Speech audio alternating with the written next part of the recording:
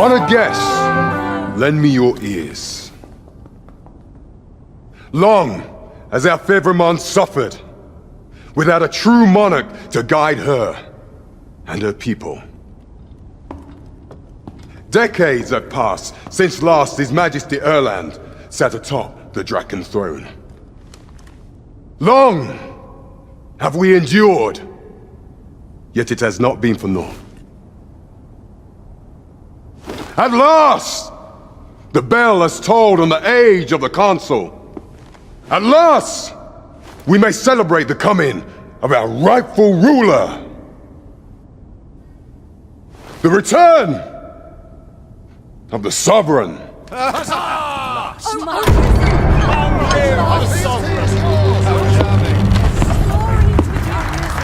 My word! Such an inspiring visage! Your Majesty shall have my eternal fealty. Your Majesty, oh how long I have awaited this moment.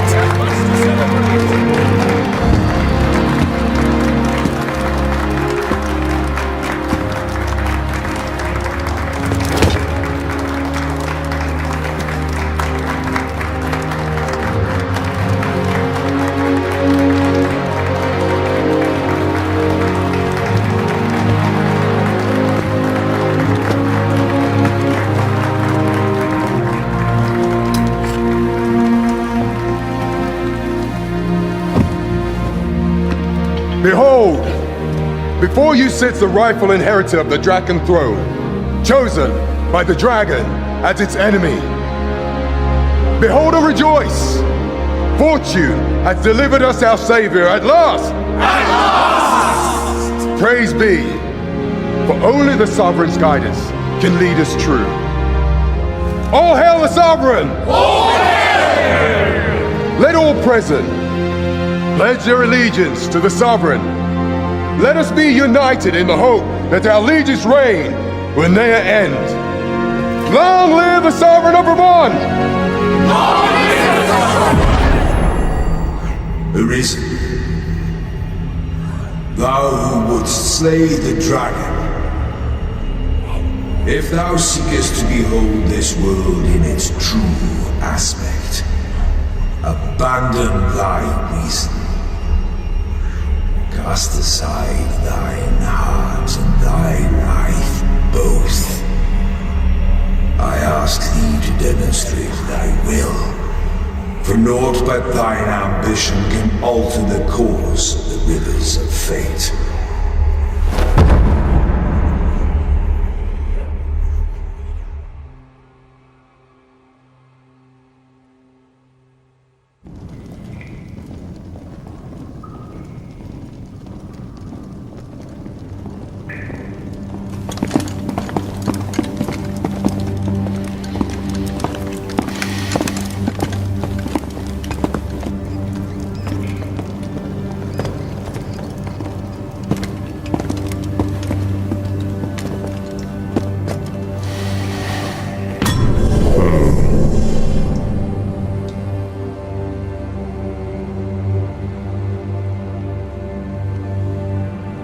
Now, which one of you was it? No need to be shy. I've just got to take down a record of your name and face. Come on, step forward. I ill like that look in your eyes. 'Tis queerly brazen for a pawn.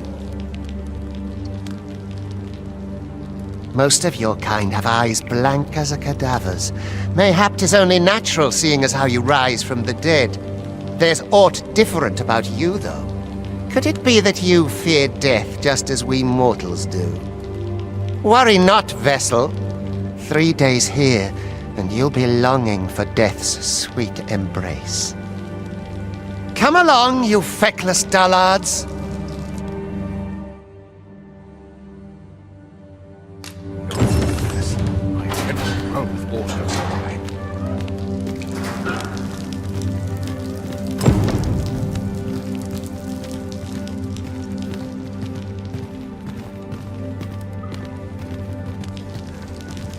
I'm tired. Mayhap I'll treat myself to a tipple before bed. There's aught watching me.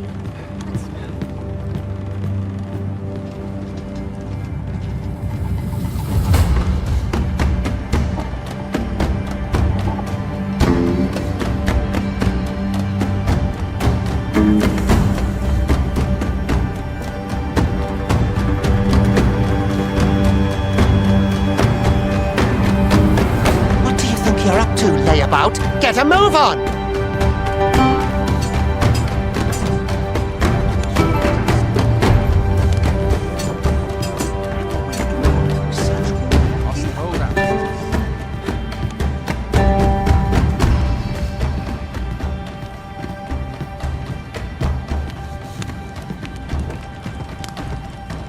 Do your injuries pain you? Pray, do not overexert yourself. This is no place for one of your ilk. 'Tis harsh beyond measure. Even you ought not anger the overseer. Let us proceed to the site.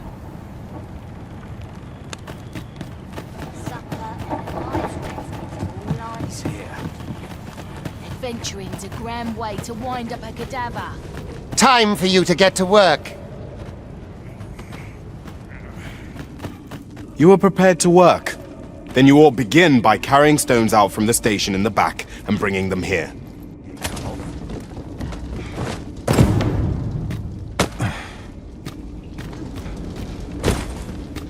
The vicinity is quite cluttered. Pray leap!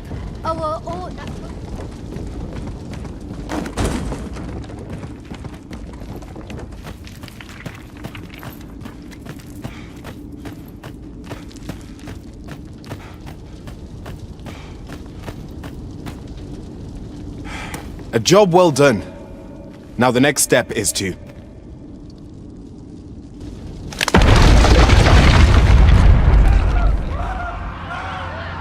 What is this commotion?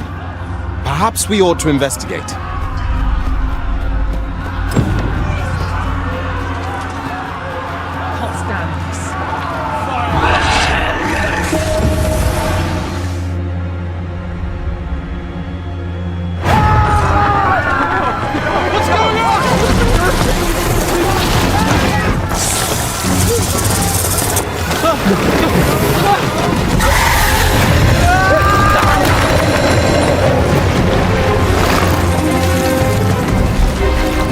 No, the damn thing's been awoken.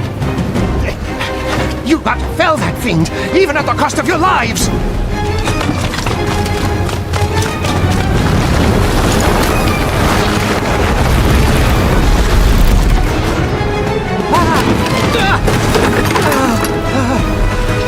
Get me out of here! Now!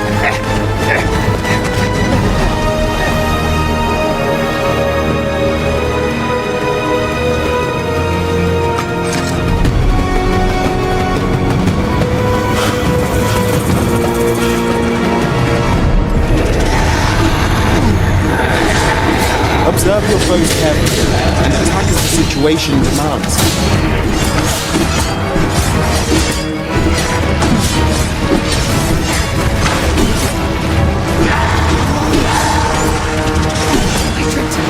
Targeted strikes. I would recommend killing it.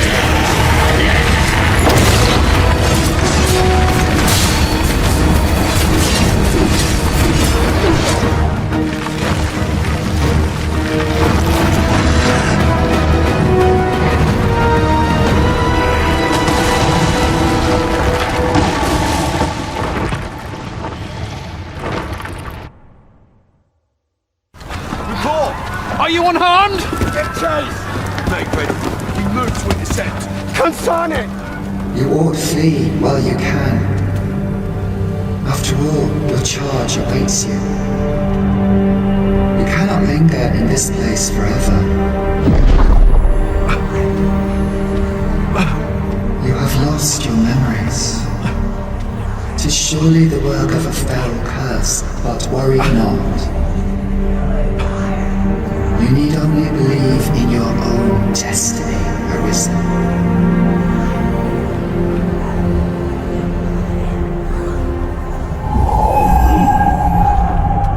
Consign it.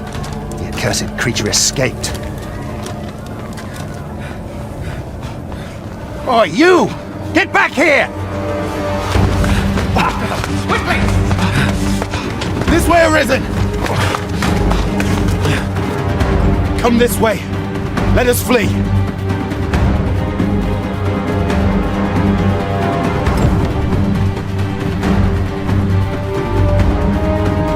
must jump.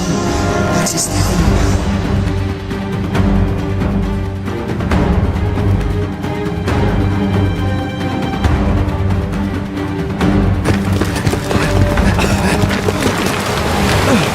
No one could survive a fall from this height. Not even a pawn.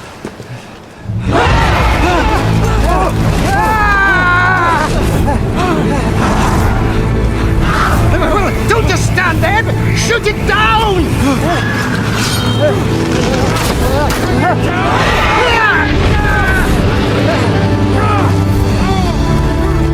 It's getting away!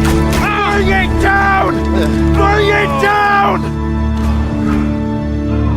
Go now, lost soul. Learn all you can of this world you must protect.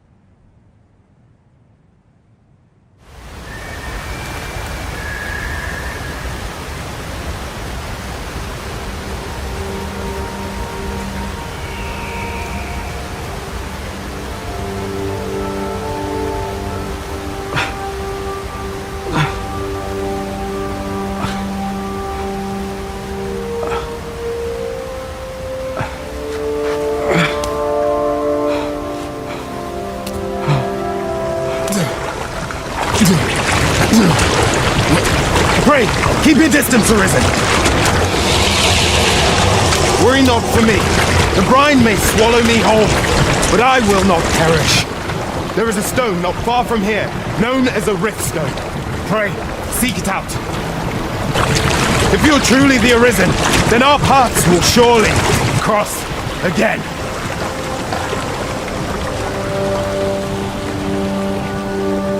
Oi! Are you all right?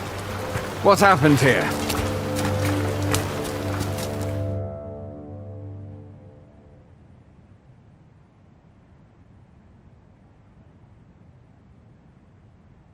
A griffin appears one moment and falls the next. And now you stand before me. Was it you then? The one who was riding on its back? 'Tis a wonder you survived. Accompany me to the stronghold. We'll treat your wounds and hear your story.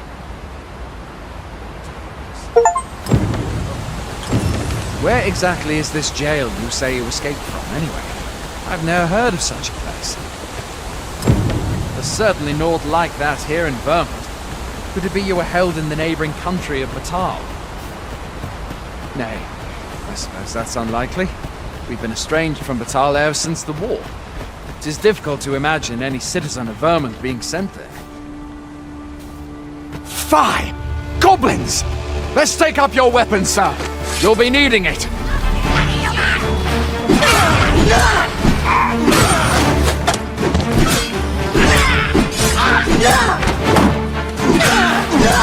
Where are you going? I'll not force you to receive treatment, but I'd at least like a word.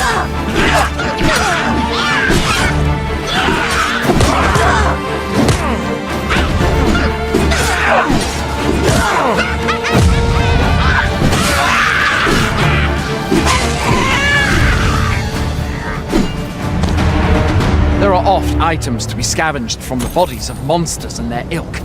If you're not squeamish about picking at their bones, that is. I count that a blessing. All I know for sure is that 'tis a beast e'er more fearsome than a griffin. One need only look to the miserable state of the village of Melv to see that. We can but hope that the sovereign will rid us of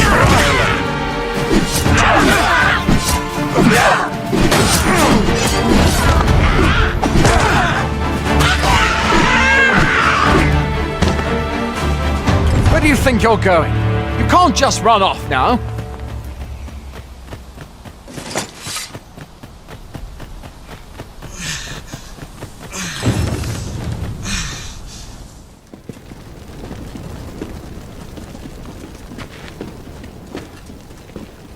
Welcome, Arisen. We pawns have long awaited your arrival. What is this? Pawns? They bend the knee to you so readily, but then...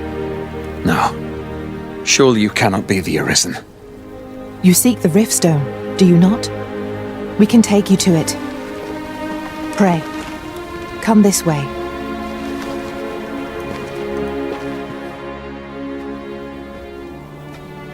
Before you stands a Riftstone.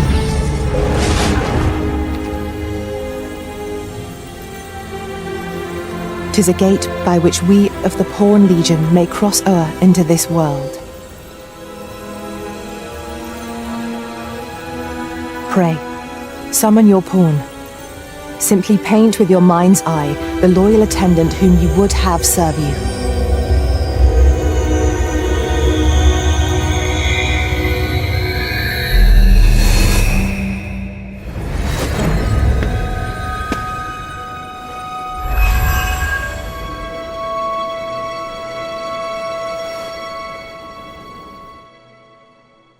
This world is connected to innumerable other realms beyond the rift, which pawns, such as myself, are able to traverse. My kind is duty-bound to serve you, Arisen, and to use the knowledge we glean in these distant worlds to your benefit. I myself look forward to traveling alongside you and using my experiences beyond the rift to enrich your adventures. Well, I'll be. A pawn summoning before my very eyes. You truly are the Arisen, then. Strange. I thought the Arisen was in the capital. Surely there's only meant to be one Arisen. Fie, this is all beyond my ken. The Watchhead would know what to do, I'm sure. Though, as luck would have it, he's away. I suppose we'll save any further questions till the Watchhead returns. You're free to do as you like afore then. What? You've no memories, you say? Mayhap you could make for Melv, then. 'Twas set upon by the dragon not long ago. The Arisen is said to bear some deep connection to the dragon. Should you be Arisen, mayhap you'll recall aught of import there.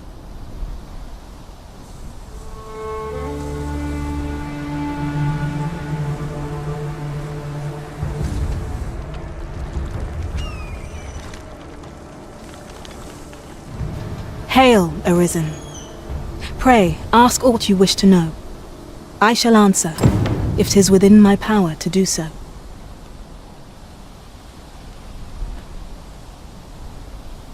Very well. May fortune speed you on your way, Arisen.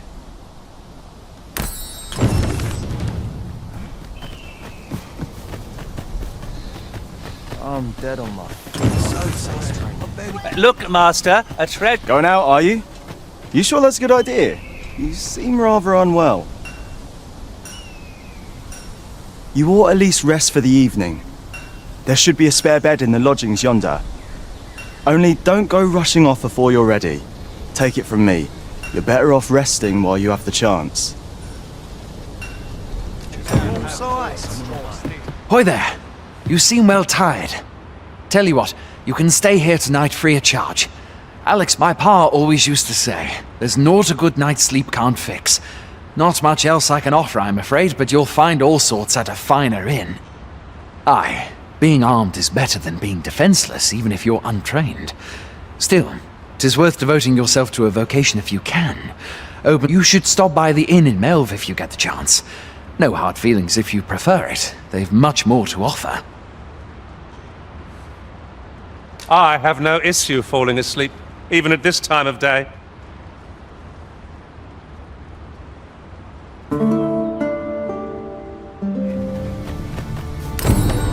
Best quality soldier. Well met. Hail! You a soldier? 'Twould be a surprise to see you arrive in one piece if not. Hordes of monsters have been plaguing this area of late, you see. We've had to start sending out new recruits to cull them. Is that so? Who went yonder? Lachlan. But I dare say he'll fare all right. Aye, I expect he will. Who was sent out that way then? Ricardo. To be honest, sir, I'm a little worried for him. What? Weren't harpies reported in that area? The lad can't handle those beasts on his own. This is the first I'm hearing of it. Fie! I want to go to his aid, but we can't just abandon our posts. Say, you seem stout of heart. Would you be willing to go in our stead? 'Tisn't far, only a short ways out from the main gate. You've my thanks. And Ricardo's as well, I'm sure.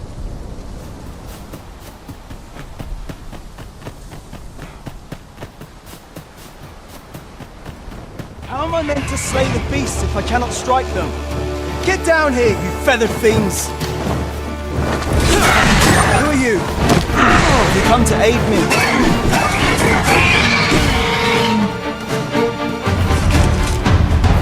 If we mastered that attack, we would be... Is that all of them? Yeah, you have my thanks. I do not believe for a moment I could have slain those creatures without your help. I've only just enlisted, and when I thought this could be the end of me, You saved me this time, but I won't always be so fortunate. I'll have to train harder, till I've the confidence to face such beasts on my own. Well, I'd best be heading back, but I'll be sure to let my superiors know of your good deed. I hope we meet again someday.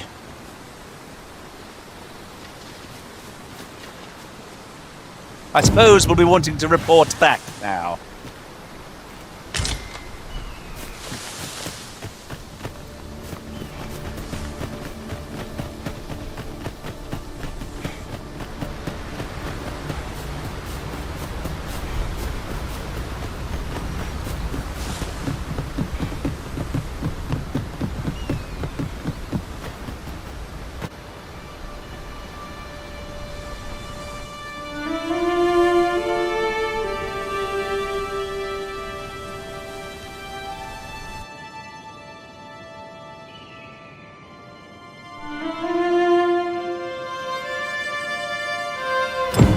Behold the state of the village.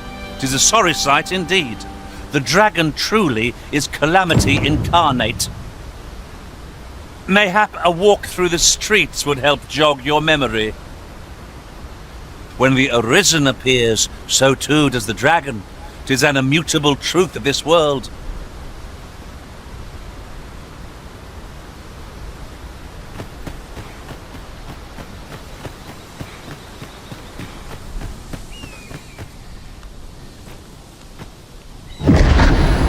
pitiable arisen.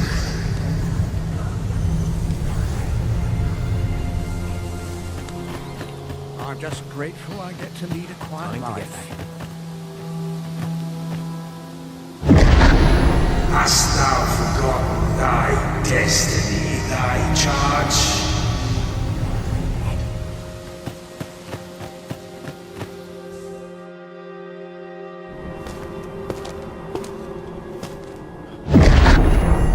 That is most unfortunate. But it doth not release thee from thy fate.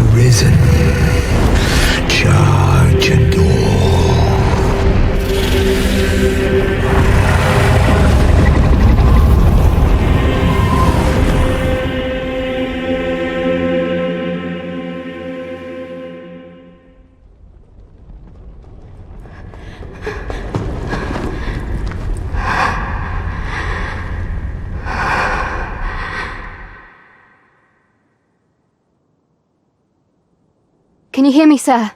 Sir, stay with me.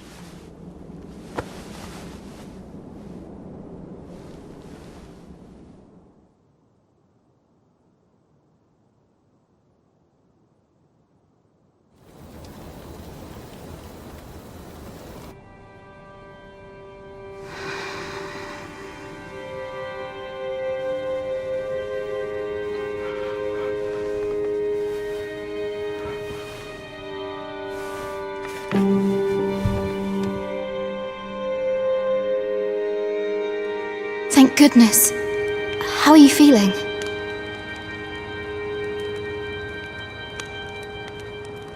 This is the second time I've watched over you like this, isn't it? You do not remember? Then have you forgotten that you protected me from the dragon's flames? You withstood the fire in my stead and were well and truly charred. 'Twas terrible. I had thought your life forfeit. I could not hear the beating of your heart. But you hung on and by some miracle survived.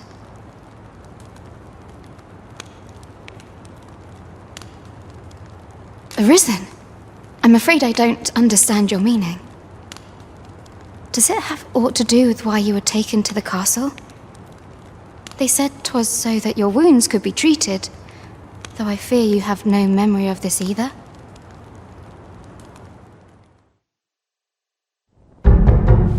I am of the Border Watch. Someone with Arisen-like abilities came to this village, horn in tow. Know you aught of this? Has he come for you? We are to part so soon, then.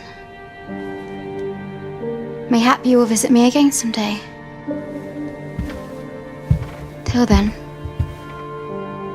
take care. Arisen.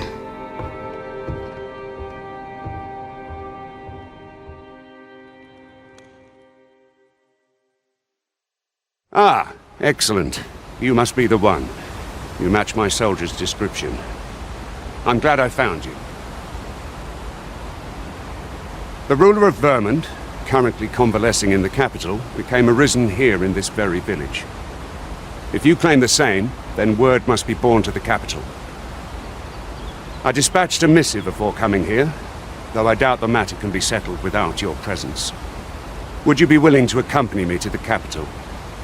If you truly are arisen, you will be received with open arms.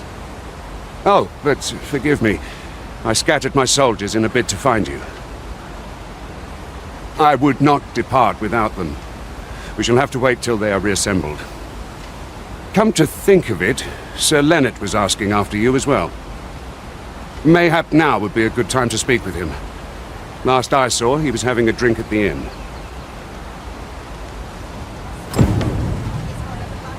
A simple conversation oft reveals what a week of searching never could. Whom shall we speak with first? We could make the fruit roberant ourselves, or simply purchase some at Runes upon...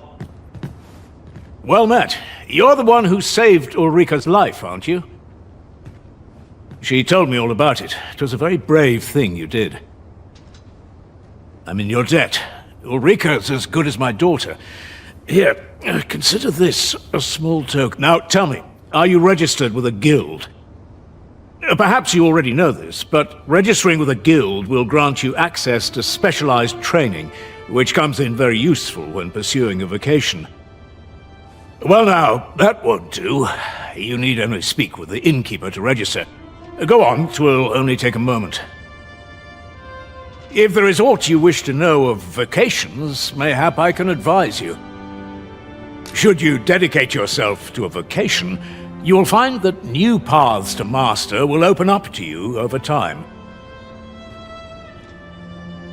Try them as you like.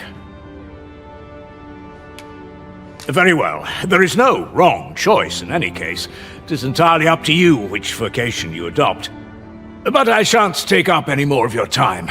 Pray, be well. Always sets me to think. Ah, you've returned.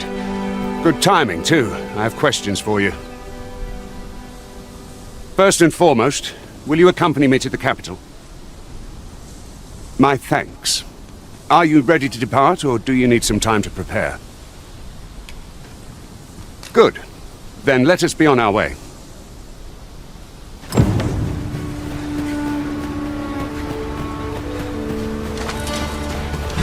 This battle couldn't have come at a worse time. I only hope our victory's a swift one.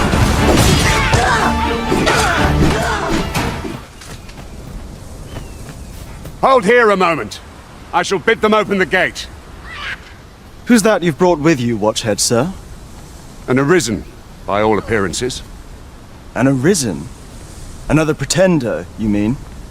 I see the Sovereign's ascension has done little to stop such charlatans from plying their trade. 'Tis uncertain. This one commands the loyalty of the pawns. What? Impossible. You know as well as I do that there can be but one arisen, and he's up in the palace. I'm well aware of how preposterous the idea is, thank you. However, as I do not believe it my place to rule on such a matter, I will make my report to the capital. If the claim is false, we will be rewarded handsomely for our trouble. If the claim is true, however, who can say? All's been arranged. Come, let us pass through the gate.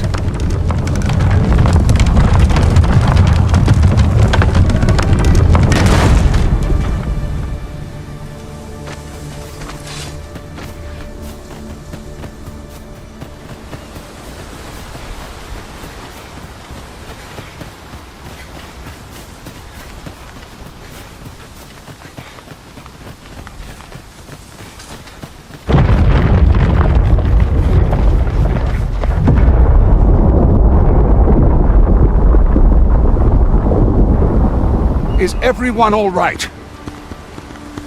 More marks of the dragon's fury. Its rampage must have weakened the earth here.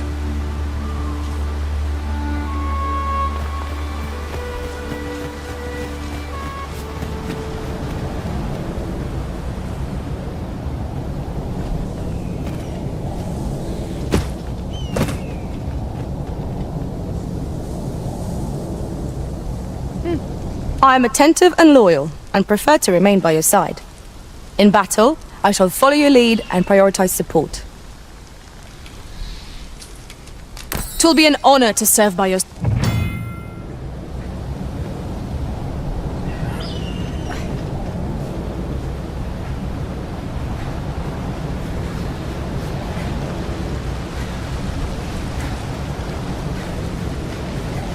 What's this? We're trapped!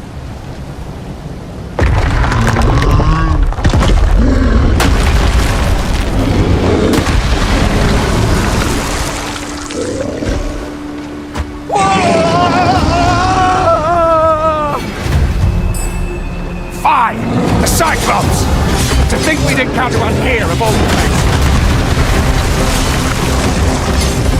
Cyclops! Pray, be on your guard!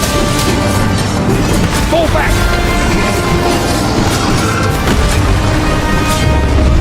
Pray, do not get swept into the current. The gods take that strategy never would have occurred to me. You have my gratitude, sir. 'Twould seem I misjudged you. I had taken you for another false arisen. Goodness knows we see a lot of them. Yet the value you showed in coming to our aid has dispelled such thoughts. Here, take this, as a mark of my trust. Give it to one of the sentinels stationed at the gates to the capital, and you'll be granted an audience with Captain Brandt. You're free to make your own way to the capital now. I see no need to keep you under constant watch, and I'm sure you'll breathe a little easier as well, aye? Of course, if you'd rather continue to accompany us, you are still welcome to join us on the ox cart. 'Tis your decision.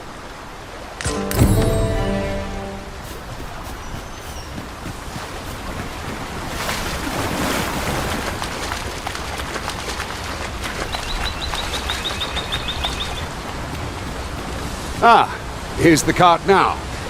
Do you intend to join us?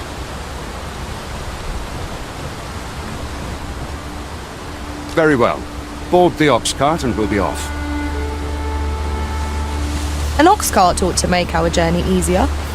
One hopes these carts offer comfort commensurate to their cost. We're setting out. Jump on.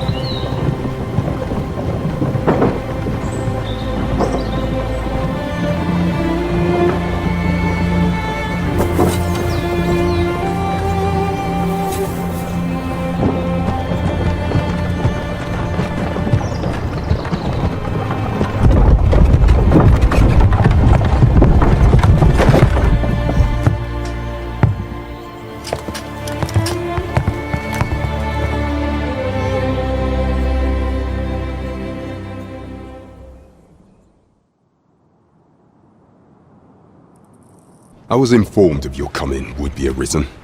Captain Brandt, this individual summoned a pawn through a rift stone. Several witnesses can attest to it. Though I admit I had my doubts at first. It would seem this is no mere deceiver. This one's not a bad sort. Saved our hides on the way here. As decreed by the great will of our world, there can only be one arisen. That arisen now resides within the palace. Indeed, he is our sovereign and the rightful ruler of Vermont. It follows, therefore, that this ruffian before us is naught but a pretender.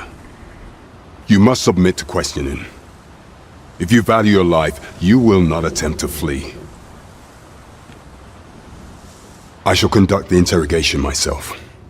Stand watch outside.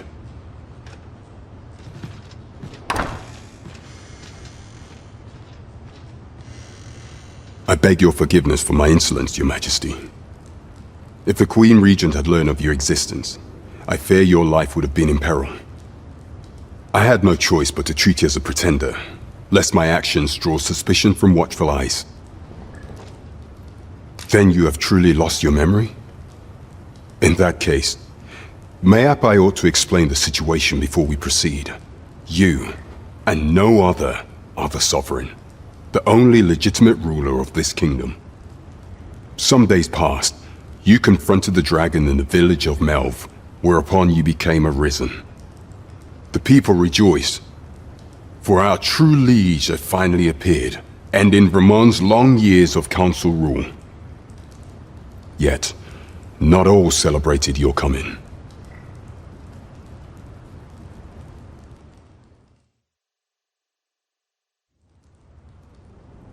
Your arrival would have robbed the Queen Regent Disa of everything. During the time of the previous council, she acted as a queen in her own right, ruling the palace as she saw fit. And just after the council's passing, when 'twas all but certain that her son would take his father's place, word reached the castle that the Arisen had been found. To Disa, Your Majesty's very existence is naught but an obstacle to her own family's continued prosperity.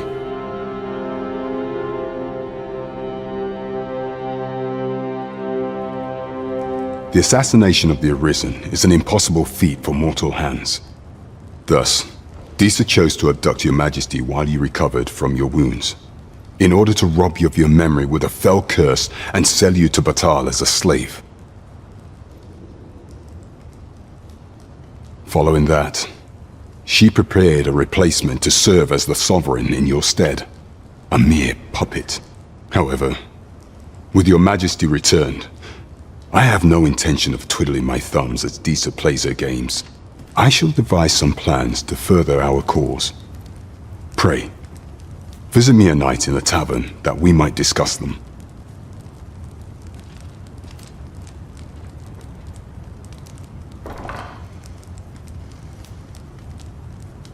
This one's cleared of all suspicion and has my permission to remain in the capital.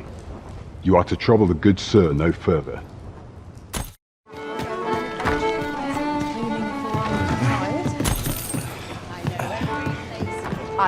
Welcome to the Star Drop Inn. We serve all manner of fine ales here. Shall I pour you a cup to start? Your Majesty, your timing is impeccable. I just thought to call for you. 'Tis not a matter for prying ears. Pray, let us speak out here.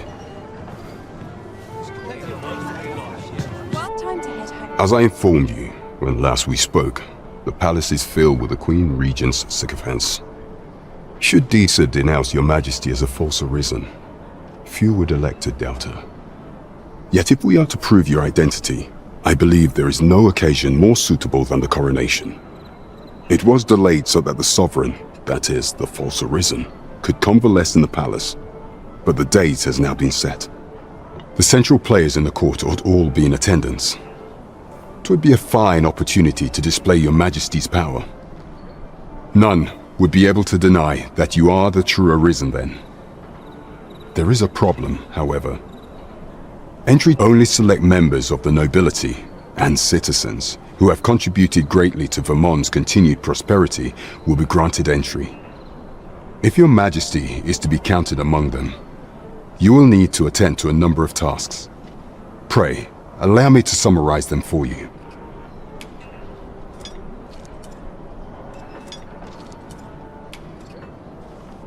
You will need to infiltrate the palace to gather evidence of Deeza's misdeeds. I hesitate to ask something so dangerous of you, yet I fear we have few other options. I have attempted to do the same through my own channels before now, though I have yet to uncover so much as a whisper of her plots. Would that I could undertake the task myself, but my station prohibits me from reckless action. What say you, Your Majesty? Might I ask this task of you? I shall ensure that the door to the Queen Regent's office is open between midnight and dawn. Pray use that time to conduct your investigation.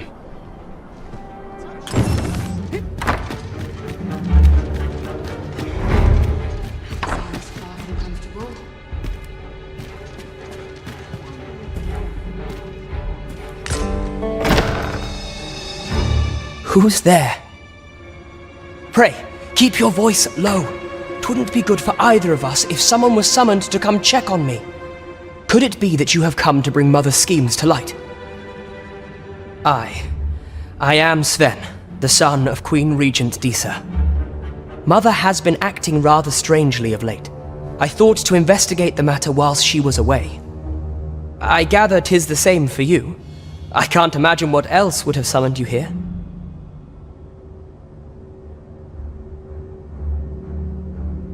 My word!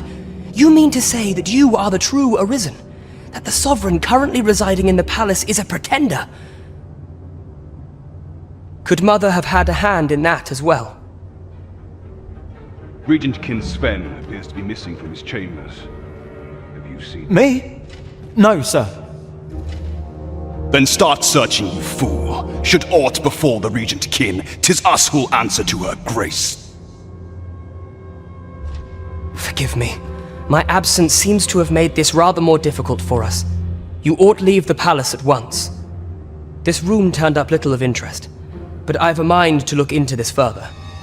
I shall send word to Captain Brandt if I discover aught you should know. I'll head out first and speak with the Sentinels. Use that opportunity to make good your escape.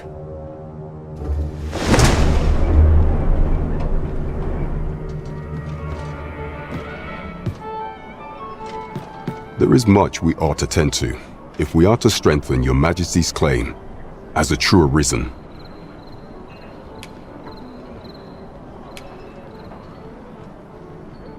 How fared your mission? Was there aught suspicious to be found in the Queen Regent's office? This scrap. 'Twas part of a letter, and from Batal no less. This alone can prove little, but 'tis clear that Deeza's schemes run deep. To think, Deeza's actions have weighed even on the mind of her own son. 'Tis a surprise, but a welcome one. Deeza is the doting mother before the Regent King. If Regent King Sven is willing to aid us by drawing Deeza's focus, we may be able to gain more useful information. You have done well, Your Majesty. Though I am limited in the aid I am able to offer, I bid you. Phases. Now there's a name to remember. There is much we ought to tend to, if we are to strengthen Your Majesty's claim as a true Arisen. While examining the palace ledger for evidence of the Queen Regent's misdeeds, I made a curious discovery. For some time now, it seems she has been diverting a veritable mountain of gold to the daily purchase of sweet crown flower. What's more, this inexpedient spending habit is recorded to have begun the very day on which Arthur, the would-be Arisen, appeared on the scene. This cannot be mere happenstance. I can only conclude that these sums are passing into the hands of Arthur himself. Yet 'tis strange. for sweet crownflowers only grow on the eastern edge of Vermont. I dare say 'twas not an item chosen idly. Mayhap this knowledge will guide us in our pursuit of the false sovereign. 'Tis a frail hope to be certain, yet all the same, I would ask that your majesty venture to Vermont's eastern edge and probe into this young man's origins. I am glad to hear it, for I cannot shake the feeling that uncovering the identity of the false sovereign is the key to unraveling Deez's scheme and securing your enthronement.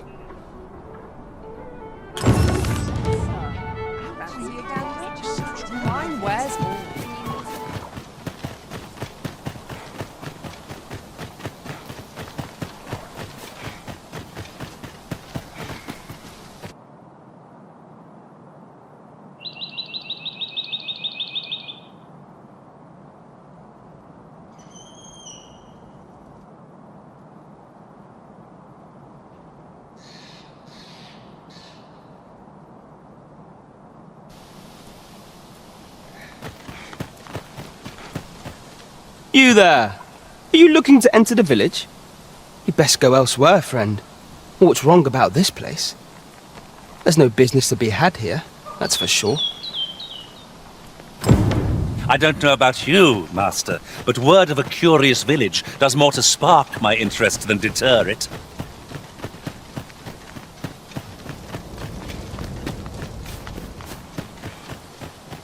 Is that who I think it is?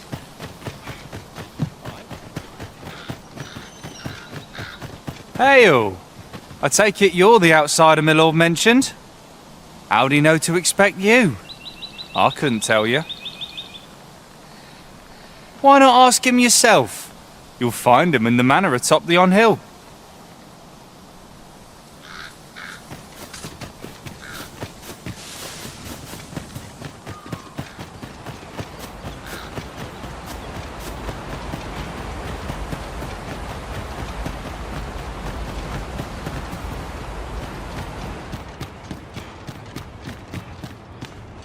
Greetings. I must say I'm impressed by your intuition, sir. You found me out far sooner than most. I trust you are enjoying your sojourn in our fair village. If you have any questions, ask away. I should be glad to aid you.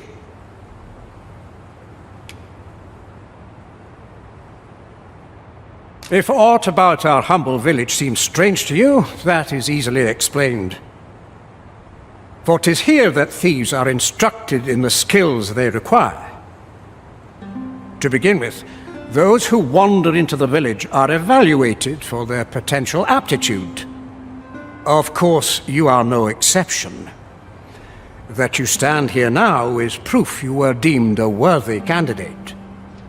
Which is to say, you have my approval as the Thiefmeister. Is there aught else you'd care to ask?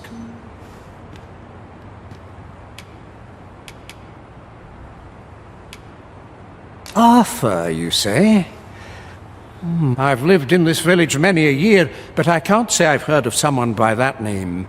My apologies. Is there aught else you care to ask? You're curious what I know of you? Quite a bit, I should think. Naturally, I'm not the only one. Our village has its own network of spies and informants, you see, and your title tends to make you stand out among the rumors we collect. You're the second arisen to come to Vermont, and you've allied yourself with Captain Brant against the Queen Regent. In response, she's... Oops, I mustn't say another word. Don't misunderstand. I'm no ally of the Queen Regent. I merely strive to maintain neutrality in political matters. Those who deal in information must ne'er align themselves with a particular power. Such is our village code. Is there aught else you'd care to ask? Aye. Take care then. You? This rumor has been troubling me ever since I first caught... Nothing you about. You the outsider? My lord spoke of you. Come on, follow me. I've something real nice to show you.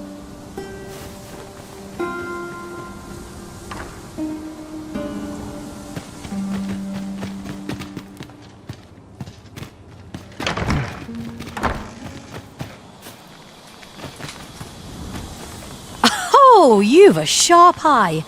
You wonder how I know? For starters, 'tisn't just me. The entire... Not mysterious about it. We've our sources, and that... But don't worry yourself. I'm actually on your side. Can't offer you any help, though. Village code and all that. Still, I suppose I could give you a bit of advice. If I were you, I'd try... I've a hefty wager riding on you, cuz. Don't let me down, eh? All that obscure advice, only to depart with nary a word of explanation. Shall we try doing what she did to us, then?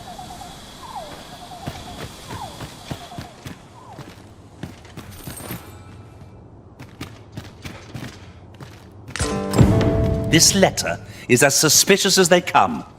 We must find someone who could explain its true meaning.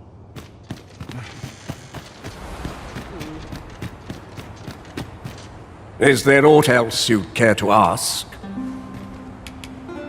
Beg pardon? Why would you ask such a thing? A letter? Oh, you've made quite the discovery. Brass means imitating someone in thieves' cant. This letter means to say someone's taken on such a request. Naturally, I can say nothing as to the who or what of the arrangement. I'm sure you understand. Is there aught else you'd care to ask? Aye. Take care then.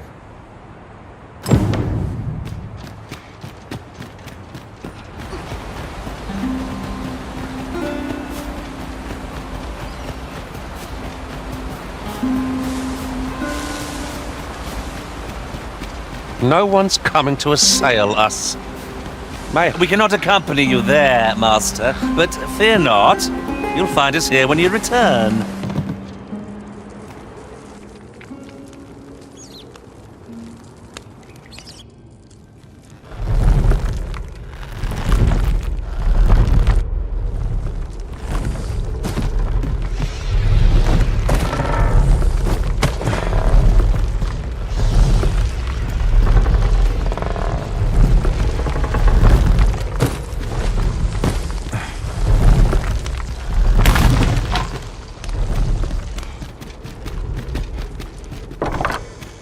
You made it after all.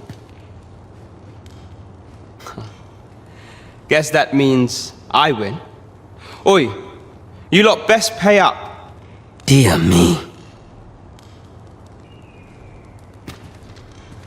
You didn't disappoint, did you? You've done well.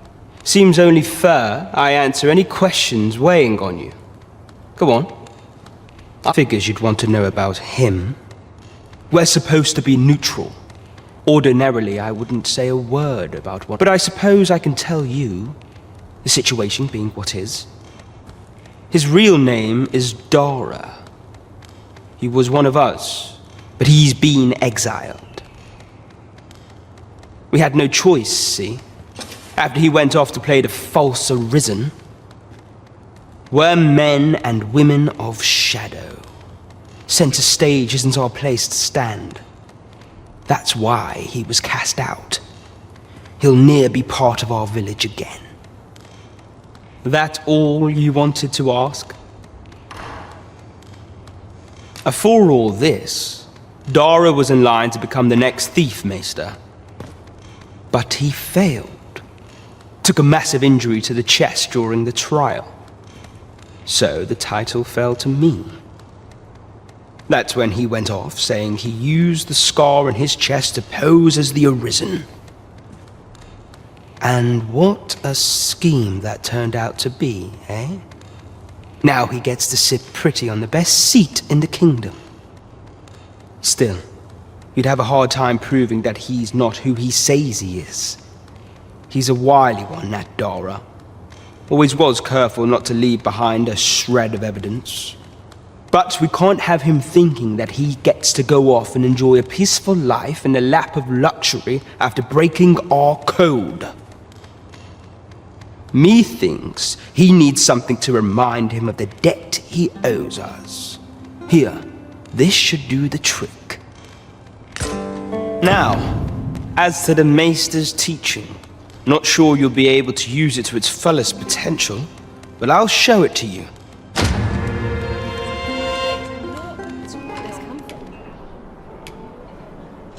Have you divined aught of the false sovereign, your majesty?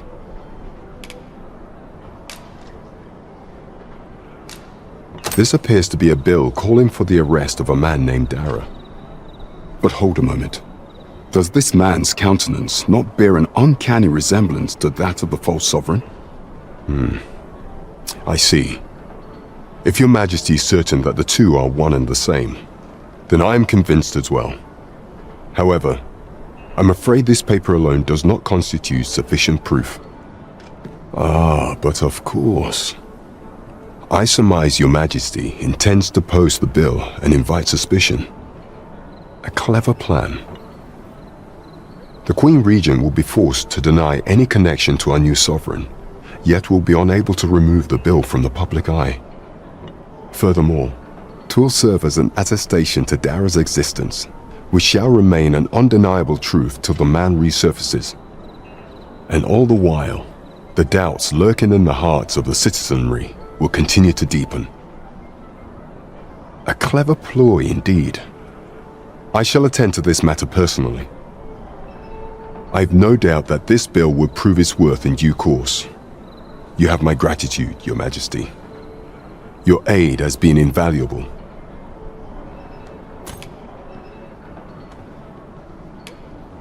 I bear word from Regent Ken Sven, your majesty. He espied the delivery of a suspicious package to a man named Allard, a minister who happens to be one of the Queen Regent's staunchest and most powerful allies in the palace. From the pains he took to remain on scene, 'tis plain that Allard wished this delivery kept away from prying eyes. That alone is reason to suspect a connection to Deeza's schemes. We must get to the bottom of it. The Regent Kin intends to call Allard to his chambers come nightfall. He bids you to use this opportunity to search the minister's chambers and see if there's aught to be learned. What say you, your majesty? Are you willing to undertake this task? I shall ensure that the door to the minister's chambers is open between midnight and dawn. Pray, use that time to infiltrate and uncover aught worthy of suspicion.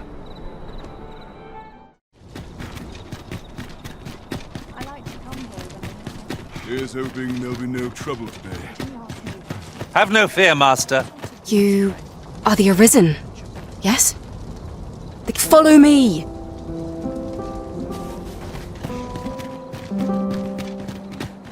At last.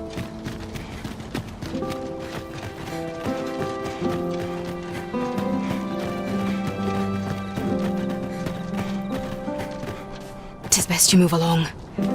Should one of the other guards espy you, I will be forced to play my part.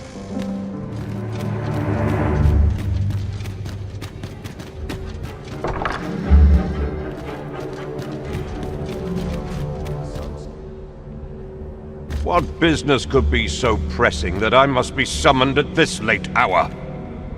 I would not presume to know, my lord. However, it must be a highly sensitive matter for the Regent Kin to request a private audience. Or perhaps the boy has finally grown wise to the benefits my favor can bring. He might just be his mother's puppet, but at least he knows what's good for him. My lord, if someone were to overhear... Oh, unwring your hands, you fool! As if anyone in this palace would dare say a word against me. Now, if Wilhelmina calls, tell her to await me in my chambers. I will return presently.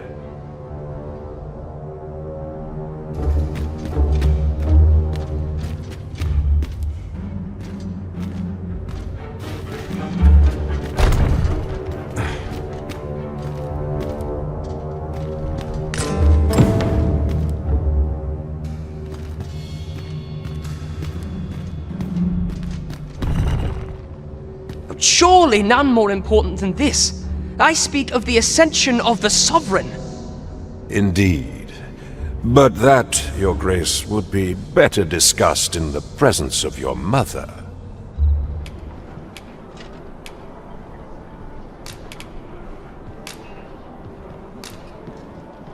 I know this sigil well. 'Tis the crest of the neighboring country of Batal, a land with which Vermin has no official dealings at present. Let me see. It reads, "True to our word, we offer you the power of the Godsway. Pray make haste in securing Melv, that all might be made ready ere our plans are set in motion." A meager clue, to be certain. Though, 'tis clear that the Queen Regent conspires with Batal. This does not bode well at all. Though the political situation is stable at present, much blood has been spilled between Vermund and his neighbor in the past. I fear such a partnership would only portend the drawing of more. At any rate, 'twould seem our search has led us to only more questions. Chief among them, what is meant by securing Melv and this Godsway? I will investigate these matters as best I can.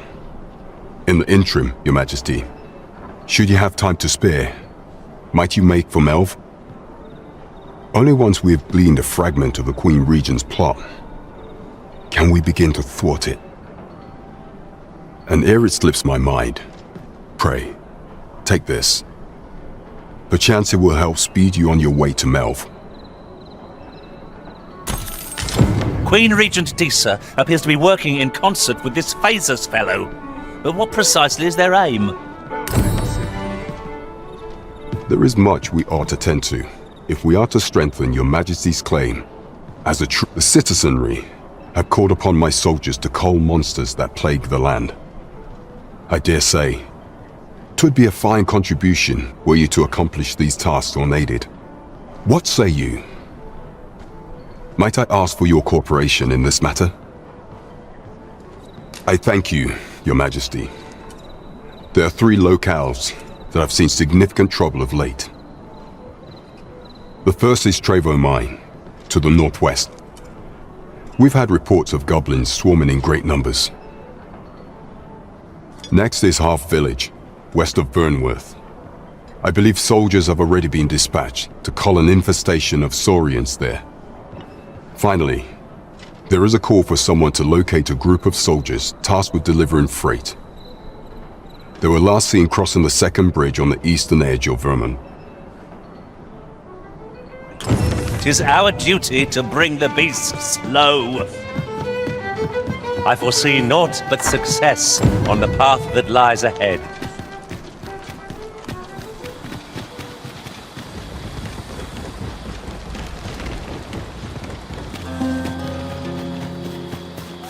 Protect the shipment!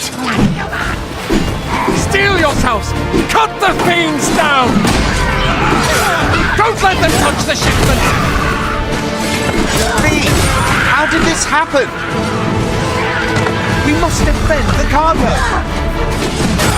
They're a tenacious lot.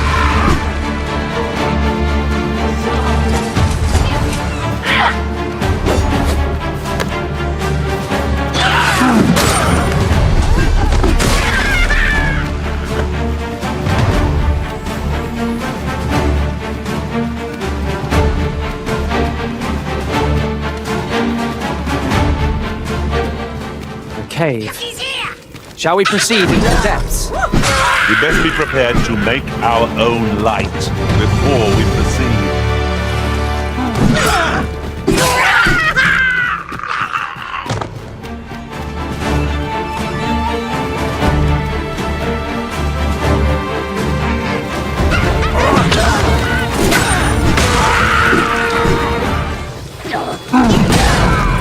One arrow is all I need.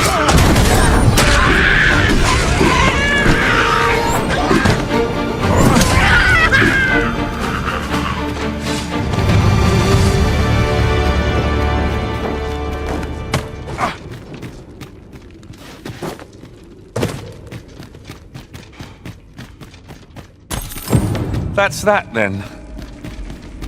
Splendid. Oi, you there! If you're fit to fight, give us a hand. Pray, lend us your aid. We're in your debt. Scatter the goblins! You've a strong arm. The goblins are well routed. You have my thanks. 'Twas a simple patrol mission, till we walked into their ambush. Those cursed things caught us entirely unawares. I don't know where we'd be if you hadn't come along. I pray you'll let me repay the favour, if e'er there's a chance. Would you mind coming over here?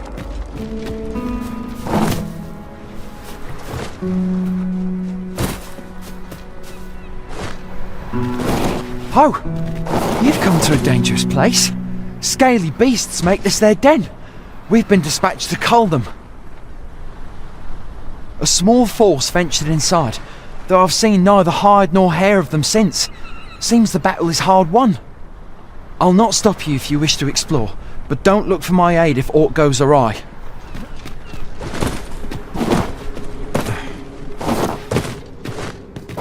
I can't count the number of meats and fish that have gone to rot in my pack. You'd think the smell would remind me.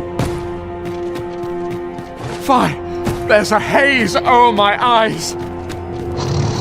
Can anyone hear me? We need help. I don't want to fall here. Damn blizzard! Is this run to draw my last? Consarn it! You'll not live to regret this. Oh, well, aim right where it hurts.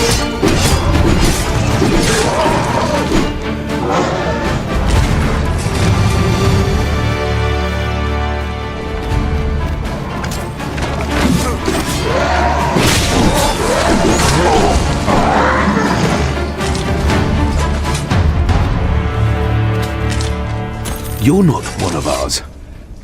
Have you come to save us? Forgive me. I cannot seem to walk of my own accord just now. Would you aid me in reaching the entrance?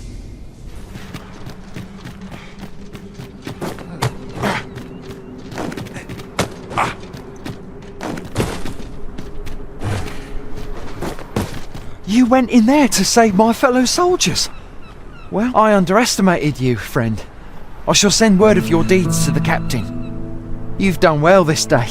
I thank you. We'll see to the rest of this mess. You need not trouble yourself further.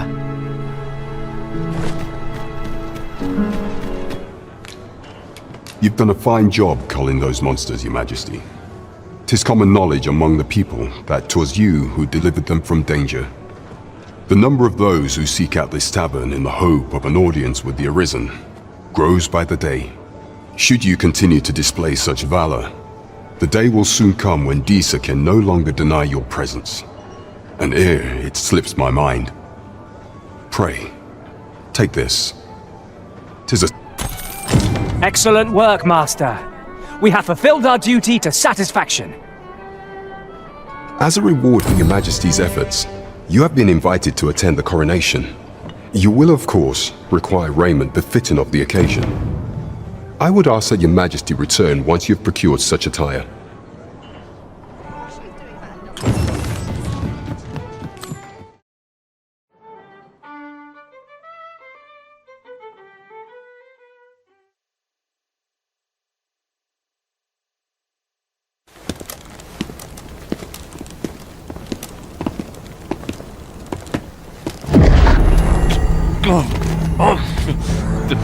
Master, pray leave this place.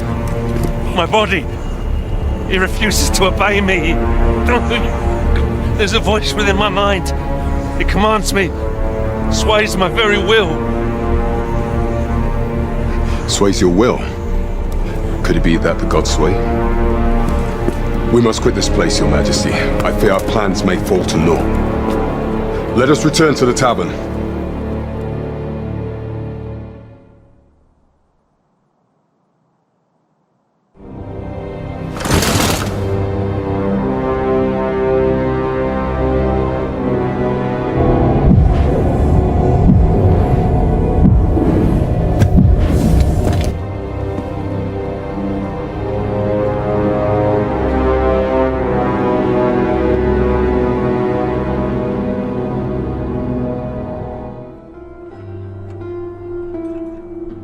We've been had.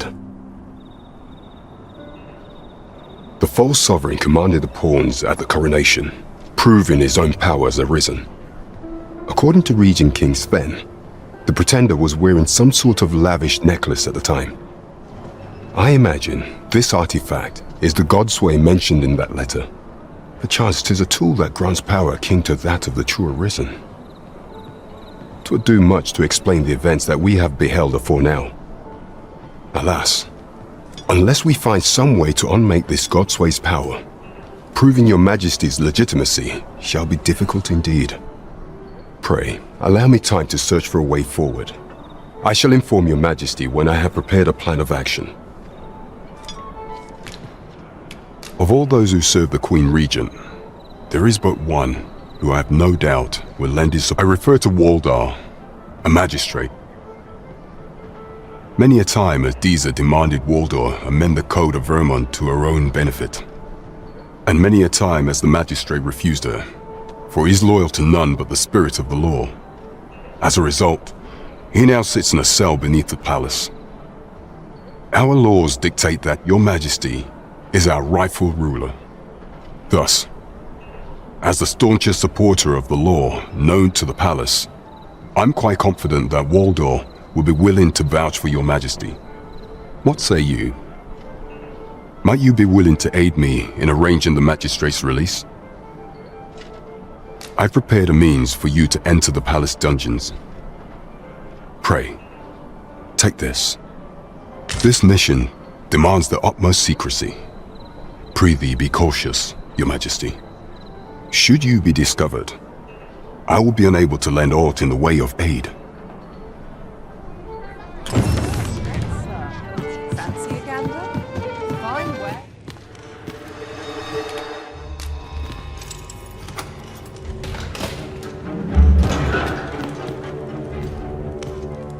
Have you come to release me from this jail? Who are you? Aha! Then we are presented with three options. Or, Disa's arisen is false, or you are lying to me. Have you proof that you are arisen, as you say?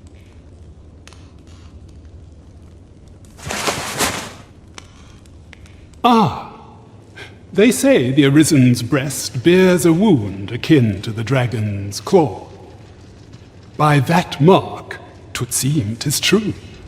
This reminds me of a happening 148 years ago.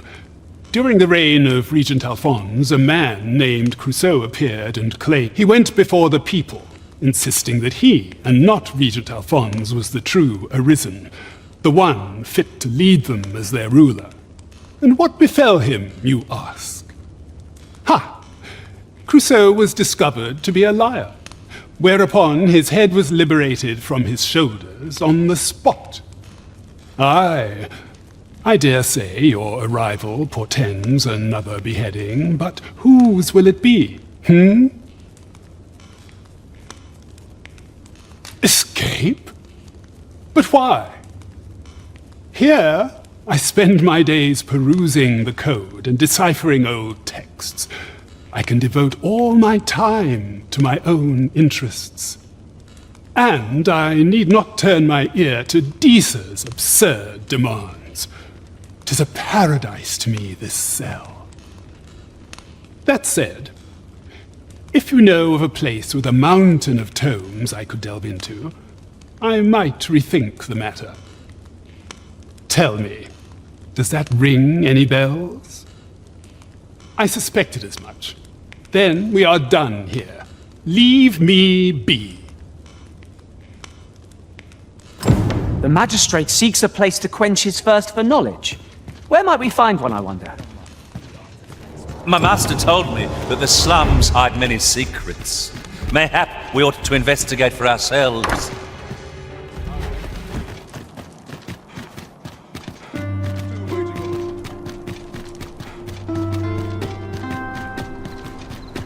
What's this?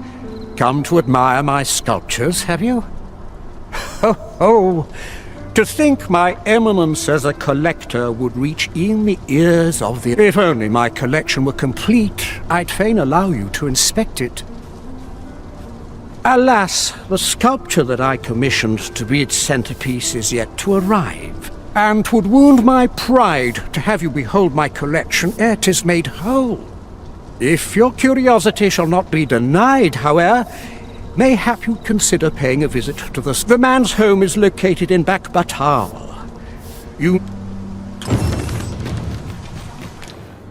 A place with books likely to entice Magistrate Waldo, you say? Naught springs to mind, I'm afraid. Kendrick of the Gracious Hand is versed in many things. Perchance he knows of such a place?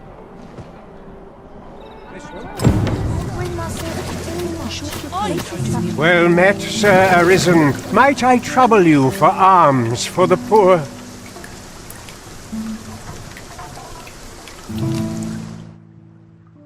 Many thanks.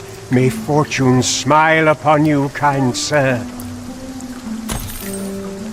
Well met, Sir Arisen. Might I trouble you for alms for the poor? Many thanks. Hold on a moment, Sir Arisen. Perchance you would be... You see, one of the children we care for here at the Gracious Hand has got... Malcolm, his name is. He's a steady lad. I can't imagine he would have run away. This building's very old. It could be that he's found himself in some strange corner of it. Might I impose on you to search for him? Let us begin by gathering information. 'Tis as you say.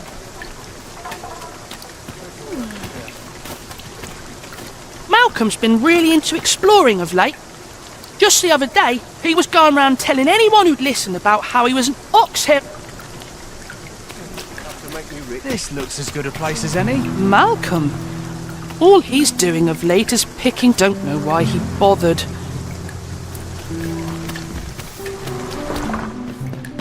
My prayers will surely... Is Malcolm all right? We were supposed to go exploring together, but I overslept and he went without me. Wish he'd woken me up. I was really looking forward to going down into those vaults. Oh no, I wasn't meant to tell anyone that. We'd best report back. Wickedness has no hold, and it is my duty to devote my life. Vaults, you say? By my knowledge, they were sealed off. Ah, but you mentioned rubble, aye? Then perhaps the lad found a way through. Come, I fear there's not a moment to lose. Pray, follow me, and quickly.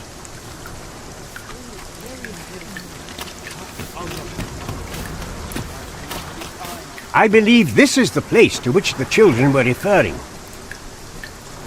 Look, there, a hole. Could he have passed through here? There is naught to be done but have a look for ourselves. The passage ahead looks small, but we may be able to squeeze through. Let us make haste.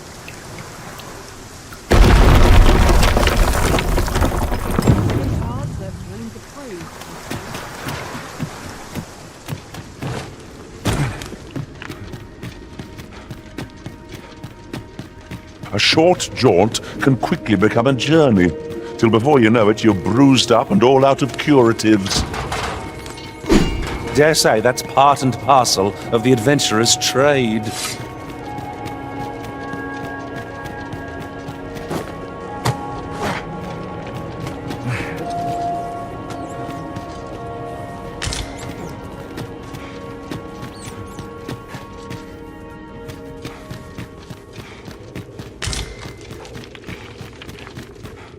Malcolm, thank goodness you are unharmed.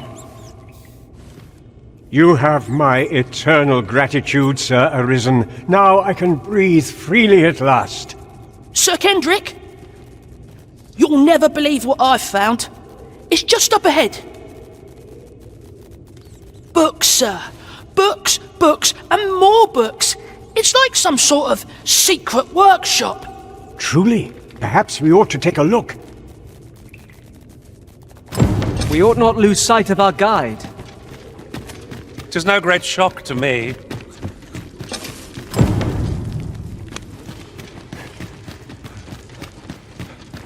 Are we leaving already? Bother. Heavens above! Isn't it amazing? And I found it. Me. 'Tis quite a find indeed. Is this some manner of archive? Why, I've ne'er seen so many books. This collection must be worth a fortune. 'Tis a veritable treasure trove of wisdom. Might I ask that you not share the existence of this place with others, Sir Arisen? We cannot allow the knowledge accumulated here to be misused or mistreated. We ought to entrust its care to someone worthy, someone who can appreciate its true value. Pray tell me if you know of such an individual. As for you, Malcolm, I forbid you from telling anyone else about this place. 'Twill be our little secret. Understood? Oh, but... However, in exchange for your silence, you may come and go as you please. Let's investigate this place's secrets together, eh? It's quite the collection of tomes. I'm sure I'd be seeing stars, were I the scholarly sort. I quite agree.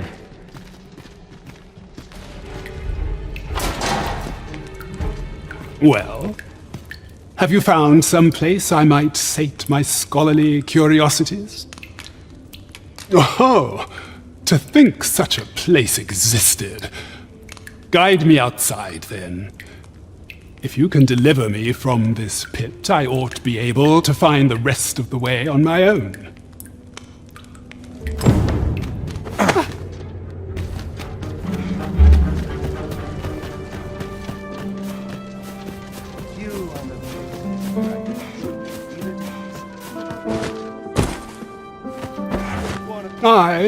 This should be far enough.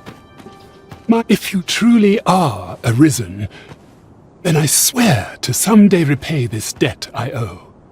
Words may be wind, but there's naught else I can offer you at present. Pray visit me if you've the time or inclination. Mayhap the knowledge I've gained reading tomes of Eld could be of some use to you.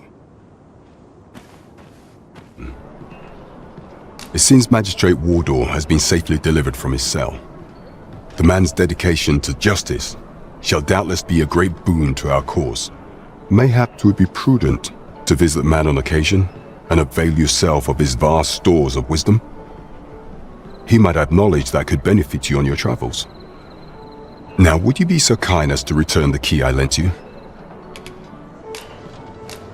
I thank you. Pray, take this. Consider it remuneration for your Majesty's efforts.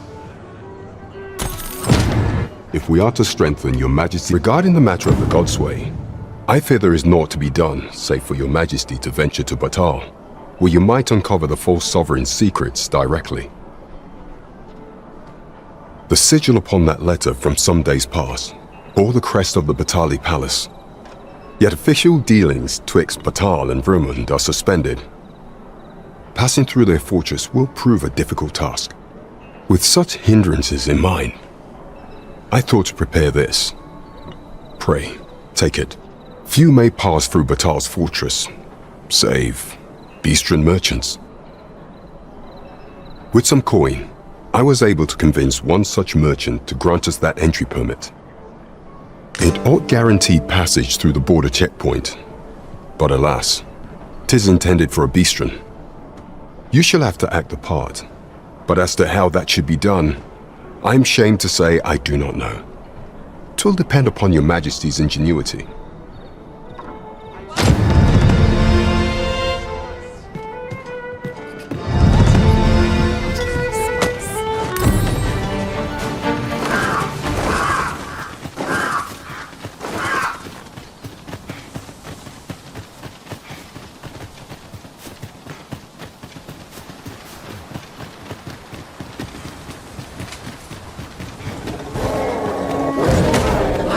Do not test me.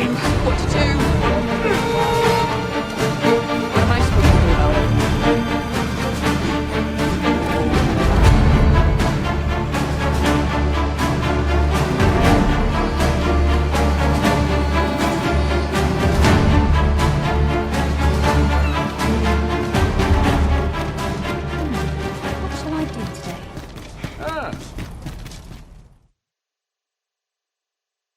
merchant, eh? Have you an entry permit? Hold a moment. That cart has priority. Lord Phaesus is come! Open the gates!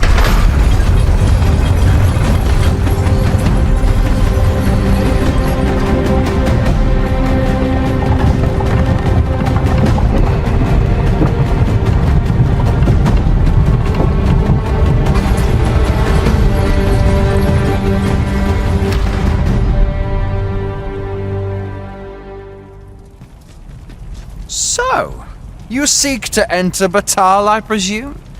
I'll have to check your permit. Oi!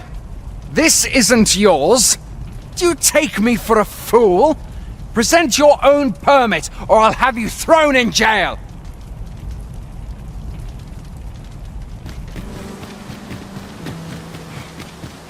The day grows darker with our every step. Where we do not fall prey to enemy ambush. That's quite enough!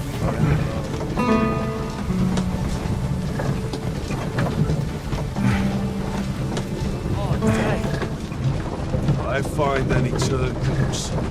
A ladder, is it? How convenient. After you, Arisen.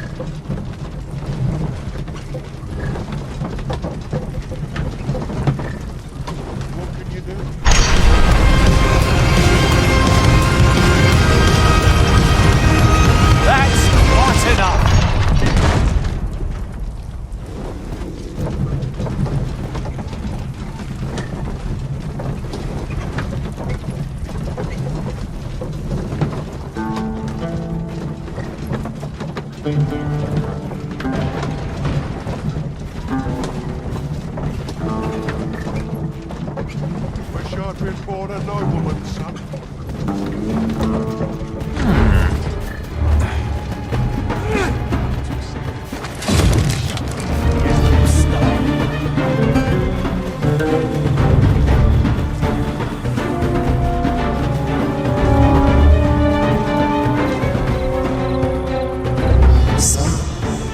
After breaking free of the chains of slavery that once bound you to this land, you return of your own volition. This is good. I am relieved to see that you are fulfilling your charge.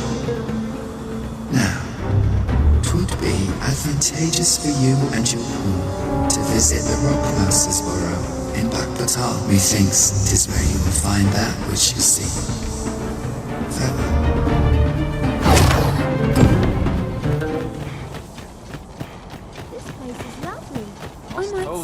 Someone comes to me. Witches on all sides. Who are you supposed to... Well met, sir. I would fain... Got any tales to live...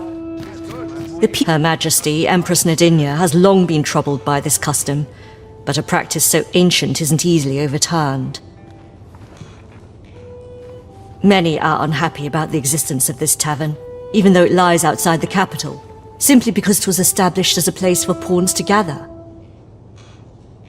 I know not what manner of person you are, but if you would aid me in my efforts to make the people of Batal more accepting of pawns, I would be glad to offer you a residence permit. 'Tis a bargain more than fair, for those who hold such permits may remain in Backbatal without having their activities questioned. What say you? Glad I am to hear it. Simply show it to one of the sentries and you'll be granted entry to the capital. Oh, and if you encounter any troubled Batali along the way, they are harsh in their persecution of the pawns, but were they to be aided by the targets of their ire, mayhap a few stubborn hearts would soften. A simple plan, I know, but 'tis the only one available, or so it seems to me. I bid you good fortune, Sir Arisen. I admire your dedication, Master. 'Tis no small feat to hone one's skills so fine. There is always room for improvement, after all. Sir Fulvio, the artist whose service Sir Clark commissioned, is residing in Batal.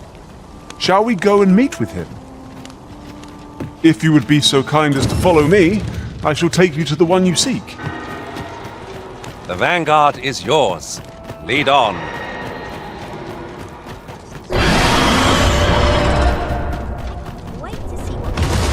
Smells divine. I'll gladly stay a while. All knowledge of this, God's way, stems from the forbidden magic research laboratory, which can be found here in Batal. However, you would do well to first travel to the Alta Batal coast and seek a man named for as a researcher of this laboratory, he will doubtless be able to answer many of your questions. Follow me, if you would.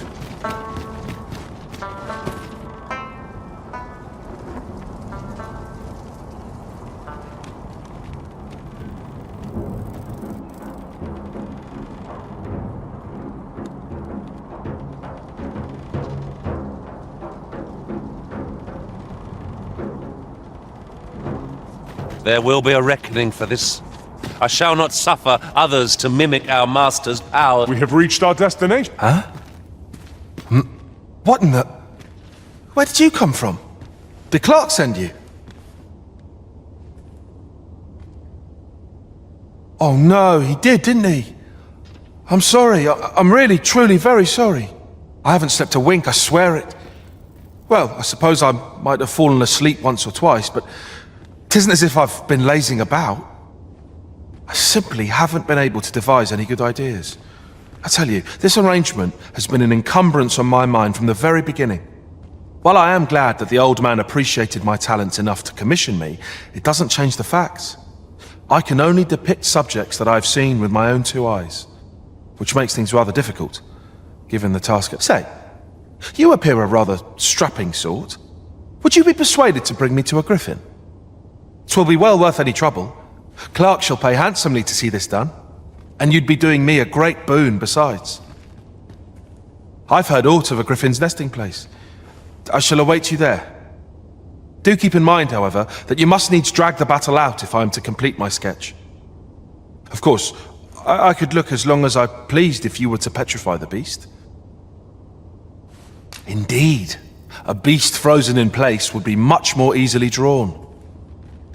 'Tis said that a famed sculptor of Eld used a Medusa's severed head to petrify her subjects before sketching them. Of course, I wouldn't presume to demand aught so legendary of you, Arisen. I only ask that you aid me in completing my sketch as best as you are able. Then I shall depart at once. Pray, meet me at the foot of the Guerco mountain range, east of the rest town.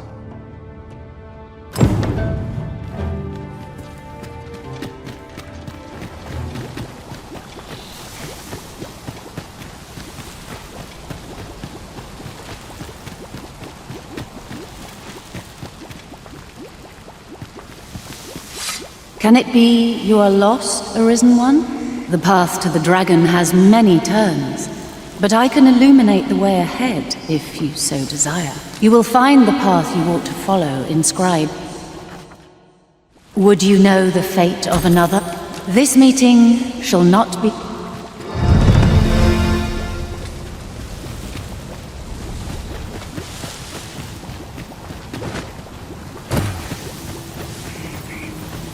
There you are. I was wondering when you'd show. Now, are you ready to aid me in sketching that griffin? Remember, you'll need to draw the fight out as long as you can. I must behold the creature from every angle if I am to coax it, lifelike, from the stone.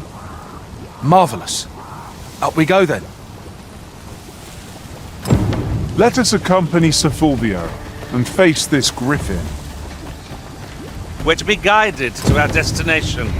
Let's try to follow along.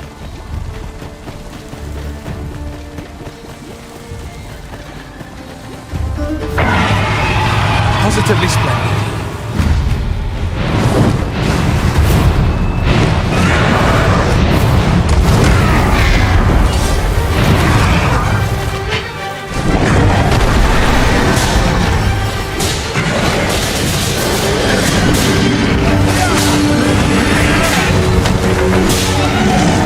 Do not waste this chance.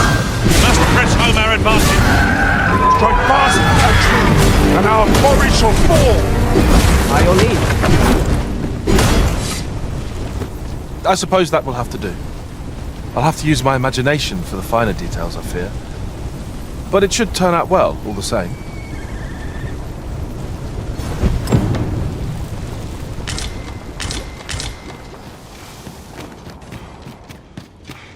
Clark means to unveil the sculpture before a select audience. He asked me to extend an invitation to you as well. I will await you at his estate in Vernworth's noble quarter.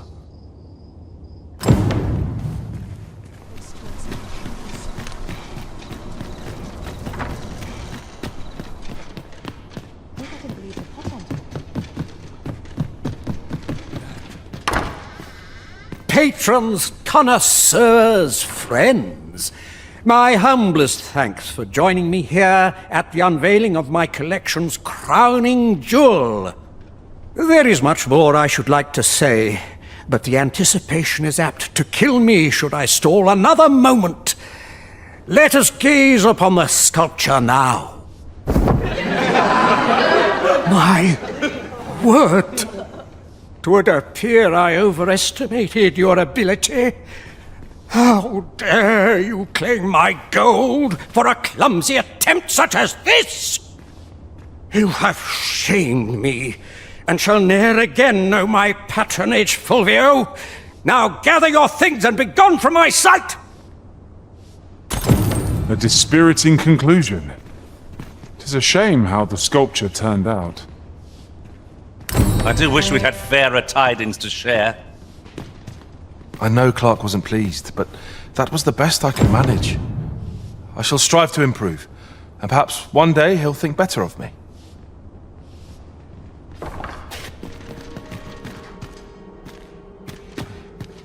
With the aid of Sir Kendrick and his helper in locating certain documents, I believe I finally grasped the true nature of this place.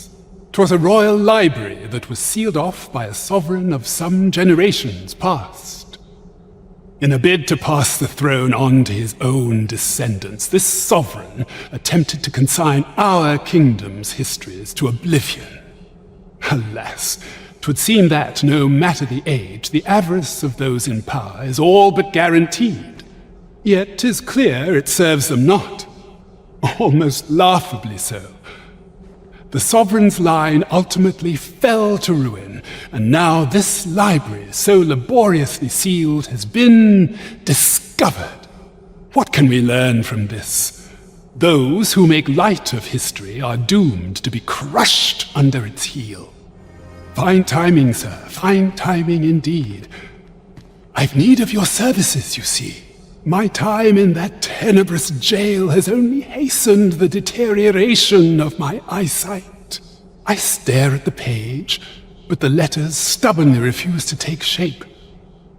Yet these old eyes might serve some use if only I could wear the spectacles I had specially made. Alas, they were confiscated at the time of my imprisonment. As I recall, prisoners' possessions are held within the palace storeroom. 'Tis a place to which few have lawful access, as I'm sure you can imagine. Though, as I hear it, masquerades are being held of late. Masquerades with a great many attendees, if you catch my meaning. Should you happen to enter the venue, mayhap you would find an opportunity to liberate my poor spectacles? What say you? Would you consider doing an old man a favor? I am in your debt. With those spectacles in hand, I might actually get through one of my tomes. Pray, infiltrate the venue and find the storeroom. You are my only hope.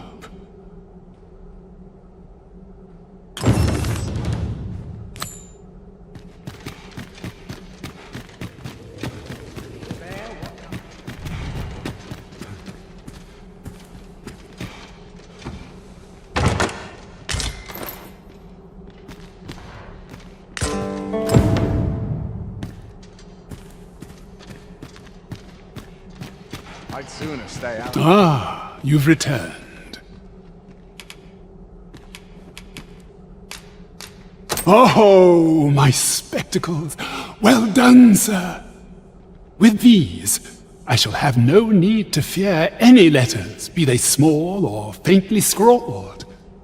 I shall learn aught I can, that the day might come when I can repay this debt I owe you. Many, many thanks. Take this as a token of my gratitude. 'Tis done at last. What I wouldn't give for a rest. Our adventure shall be short-lived if we do not take time to mend body and mind after such journeys. You have my support.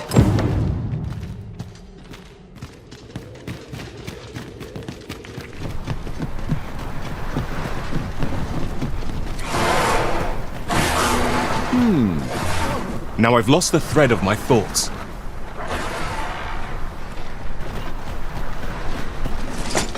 Who are you? No, never mind, 'tis of little import. I'm searching for blue crystal shards. Find any, and I'll pay you handsomely. The bigger they are,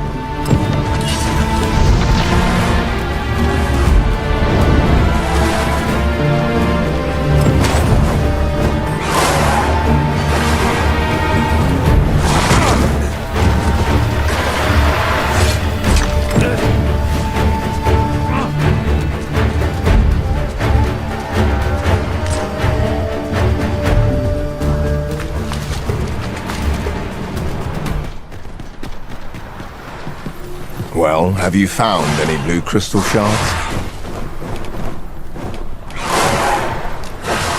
Is that all? Tiny fragments such as these aren't nearly good enough. Still, I expect I'll find a use for them. Here, take your coin and be gone. 'Tis a god's sway.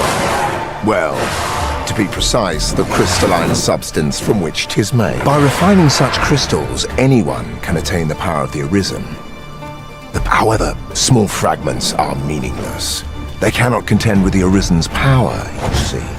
Speaking of which, should you find any large fragments, bring them to me, won't you? Though that might be difficult, we've scoured this area quite thoroughly, I should think. It is possible larger shards may have been mistaken for jewels and carried off by scavengers or collectors. Mayhap one such as the Oracle or the Dragon Forged would be able to aid you in locating them. I can tell you no more than that.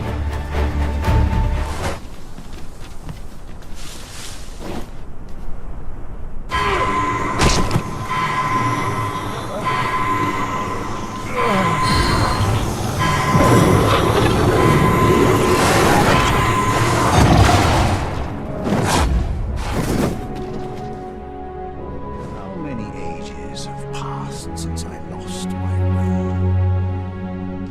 Since times of eld, dragon blood has been used to refine all manner of equipment. Remember, draconic blood flows through the veins of lesser drakes as well. Remember, draconic blood is for ye to determine what that bond constitutes, be it a hapless fate or a curious boon. The godsway? Forgive me, but I've ne'er heard of such a thing. However, some years past, a sorcerer of Batal came to me seeking knowledge of the dragon, just as ye have. It appeared his intent was to alter the will of the world through mortal means. Perhaps there is some connection.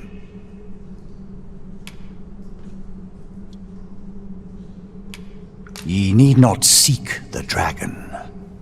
It will. Aye, make no mistake. The dragon will appear before ye when the time. Still, I suppose I can tell ye about a rumor I heard the other day. Apparently, a dragon was sighted in Harv village.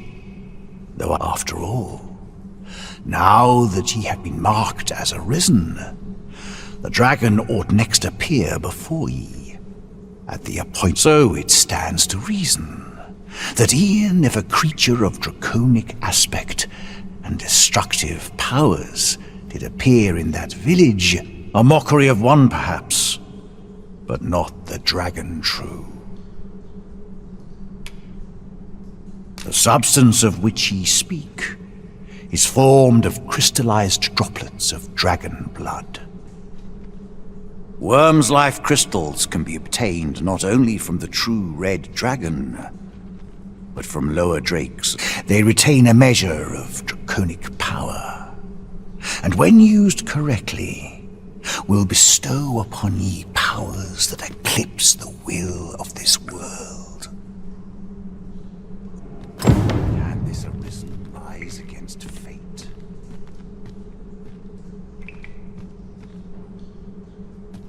Would you not prefer to have your loyal pawn with us on this journey, Master?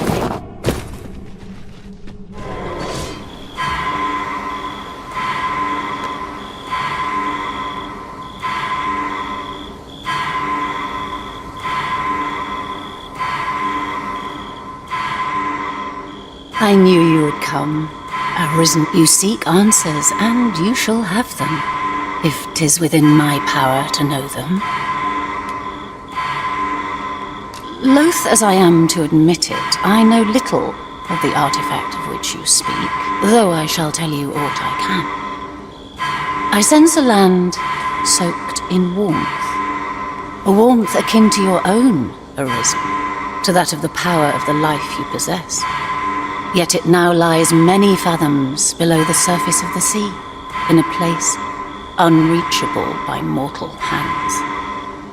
Though 'tis strange, for I sense also that this warmth grows ere near. It would seem a path will be open to you in time, allowing you to venture into the heart of this warmth, so like your own.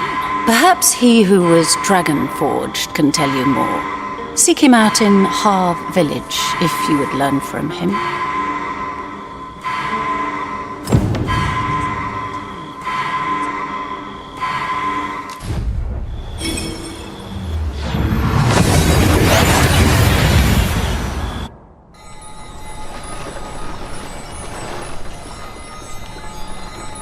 About time you came along. I've a special tale to share with you today. Or so I'd like to say, but it is getting rather late. Best spend the night. We can talk again come the morning.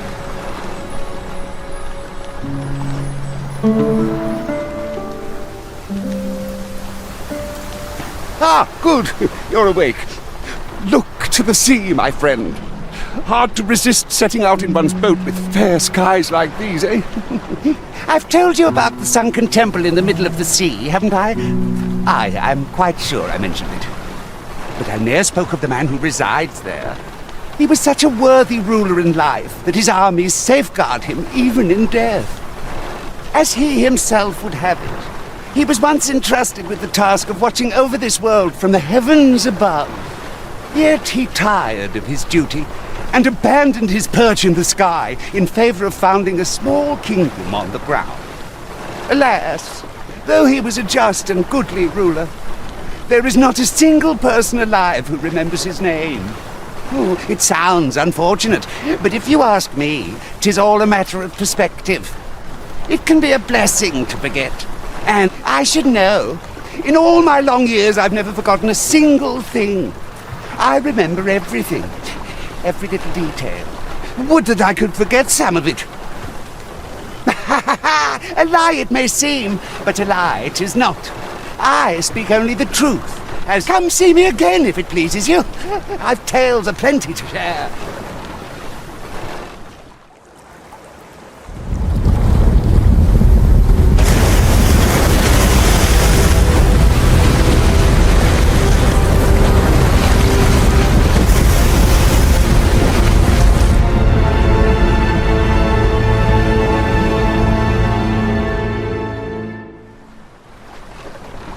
Heavens fend, I'd ne'er seen the like.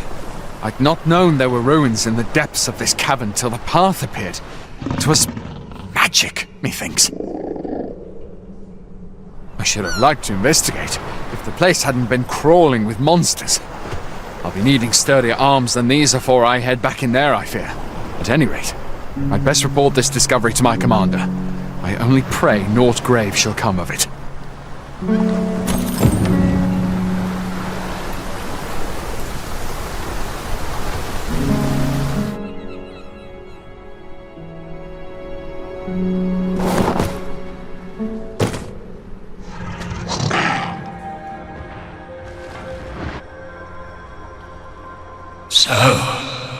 another comes seeking to inter me. Yet your wicked schemes will avail you not, watching one. Time and again have you sent unto me your minions. Yet repel them I have, and so I shall anew, till I might claim the true world as mine own. Why do you not draw your blade? This battle... You seek not my death. Then you are not of the Watching One. I am Rothas, founder of the Kingdom of Vermund. And you appear to be arisen. Tell me your reason for coming here. Godsway. Speak you of those trinkets conjured by the wizards of Batal? E'en from these depths I have beheld the Batali scuttling about, gathering their fragments. 'Tis a baleful, maddening act to transmute the fractured souls of Arisen into such frivolous baubles. Aye, that which you seek is a soul much like your own. Yet rarely will you find one intact, for splinters are all that remain of those pitiful Arisen, who of the flesh may rot, the soul fragment, yet power endures. And 'twould seem the Batali seek to augment this power through their perverted arts, though to what nefarious end, I know not. Yet 'tis folly, the frolicking of children. Such a trinket could ne'er hope to fell the dragon, let alone the Watching One.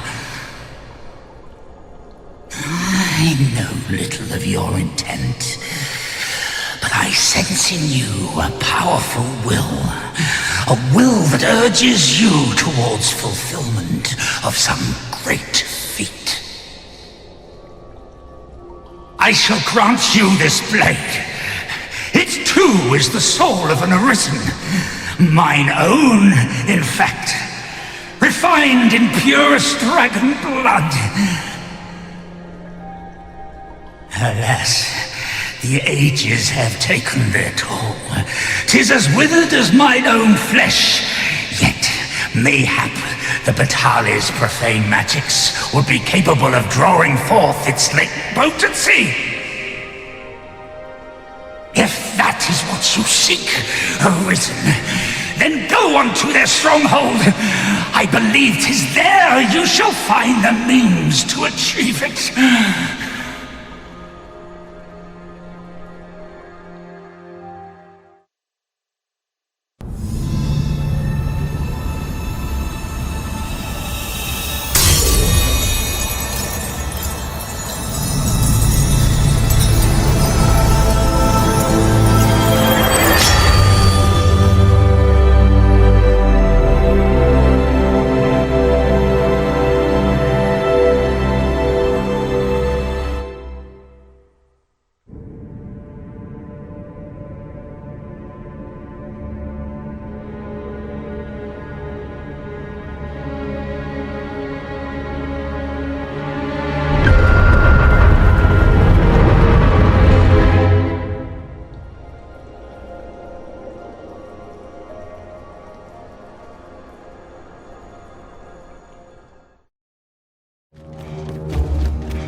Are the new recruits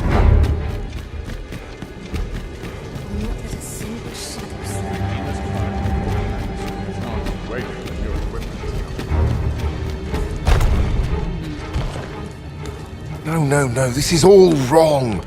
What use are pitiful fragments such as thee? What we have achieved is sufficient to sway the pawns. But when the time comes to fell the dragon, I fear it may not be enough. Lord Phasus insists we shall succeed, and yet... Ah, a new hand, are you? Have you some business with me?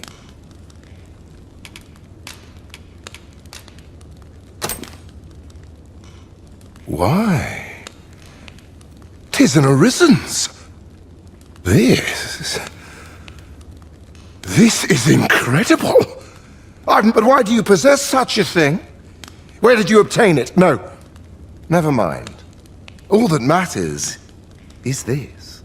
With this alone, I shall be able to craft a superior godsway, the finest of all created to date. I must make haste that I might deliver it to Lord Phasus even a moment sooner. But wait, no. I have not the worm's life crystals to restore it. Confound it all! You've not heard of them. They are formed of crystallized drops of dragon blood, and each fragment contains a portion of the beast's soul. It is a requisite component of the godsway, which is formed when the souls of Arisen and Dragon are combined. Naturally, such crystals can only be obtained through the slaying of drakes and their ilk. Yet I am doubtful that Lord Phasus would lend me his forces when the ritual is so close. We've few enough hands as 'tis. Oh, don't be ridiculous!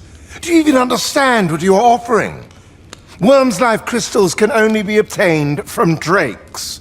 But I suppose I am in no position to decline, even if 'tis a fool's errand. Lord Phasus is satisfied with the godsway as 'tis, you see. And as I can expect no support from him, you can though I suppose 'twouldn't do to send you away entirely empty-handed. Now, as I've said, Worm's life crystals can only be obtained from drakes and their ilk. Seek one out and fell it, if 'tis within your power.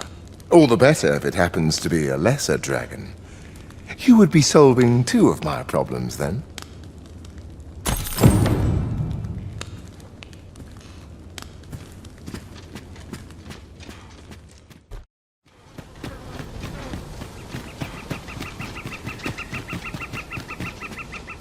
Tis clear to me that my fate is to aid you. Ah, but which dragon do you seek? The dragon that stole your heart shall appear before you when the time is come. If, instead, you seek the so-called lesser dragon, you would do well to pay a visit to Dragon's Breath Tower. If 'tis yet another dragon you seek, then perhaps you ought to search for it yourself.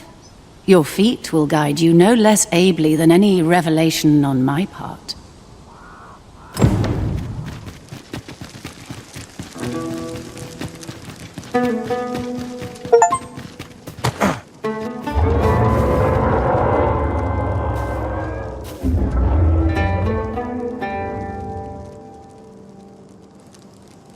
Hail, Arisen.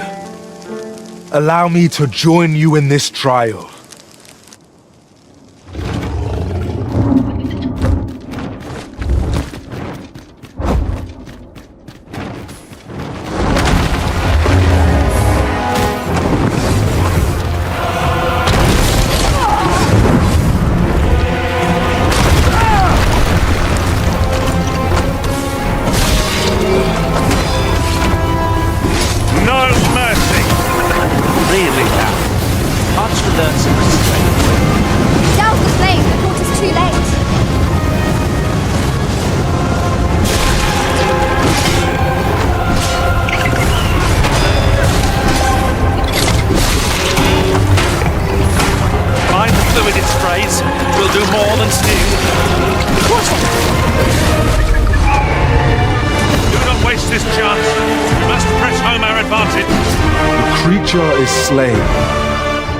Yet however many I call, the emptiness refuses to fill. For these beasts are but crude imitations of the dragon true. Sigurd, You're the current Arisen, aren't you? I pray you do not walk the same path as I have. It is a style all my own. A patchwork of techniques, honed for the sole purpose of slaying the dragon. That is begging to be destroyed, but I'm not sure our attacks will reach it from here. You've returned. Have you obtained any worm's life crystals?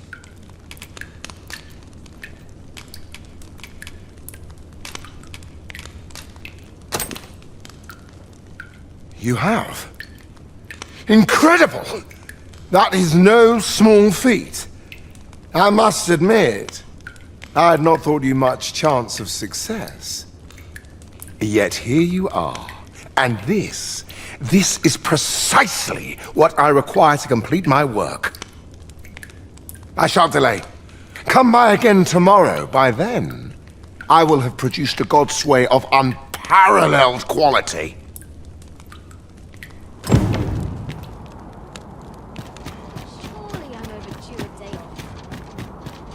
Have no fear, Master. I'll fare all right without you for a little while. 'Tis not our place to hurry the Arisen. And who might... Sir Arisen, you've come... Sir Ermhild, 'tis my pleasure to present to you the good Arisen, come to aid us in apprehending the brigand who would threaten... Well met.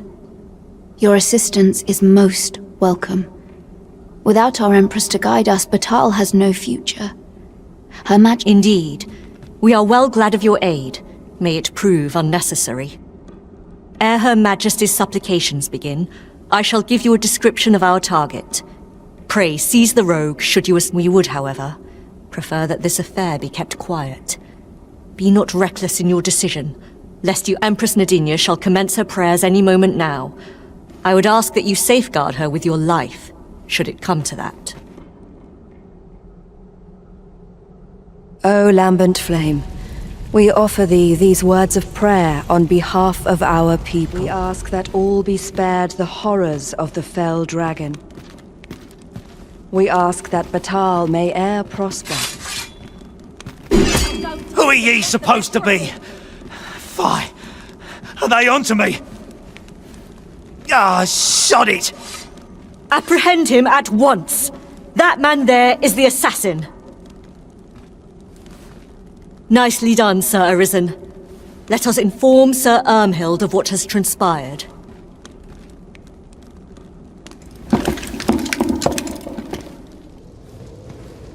Oh, Your Majesty. Full glad am I to see you unharmed. The brigand has been captured. The chaos of the past few days ought to be behind us now. We owe this outcome to you, Sir Arisen. You cannot know the depth of my gratitude. Ah, yes, of course. Batal is in your debt, Sir Arisen. The same is true of you, Sir Manella.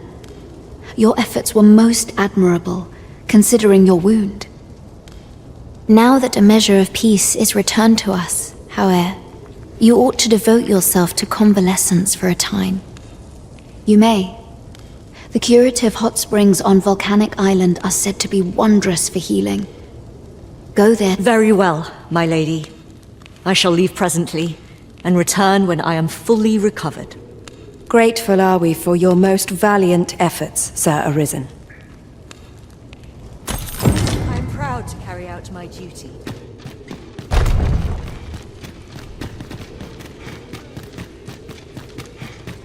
Would that I knew more of this world's soul.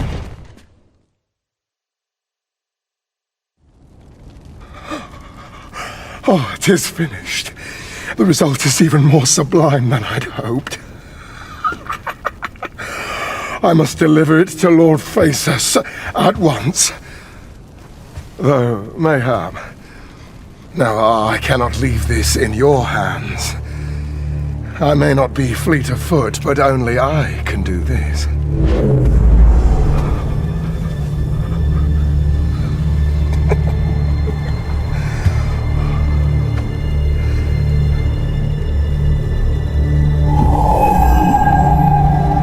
Wait, I've changed my mind. You take it. Deliver the blade to Lord Faces. You won't reach him in time. Go now. Make haste for Moonglint Tower. There your journey will come to an end, one way or another.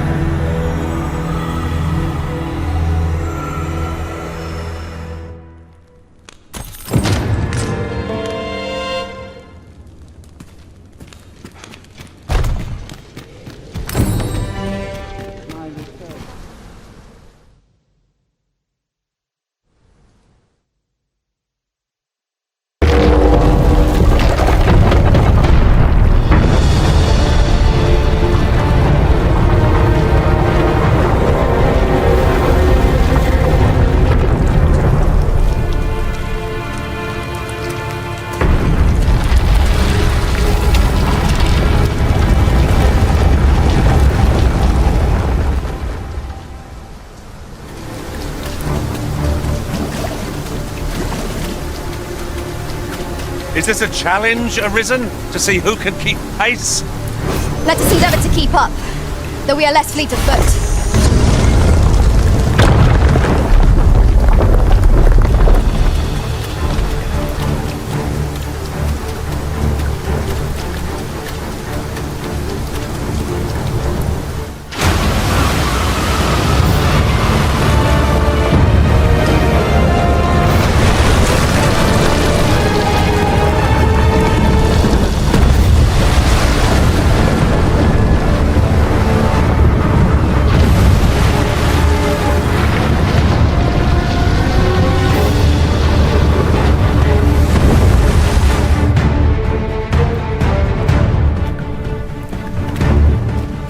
Is unfathomably enormous.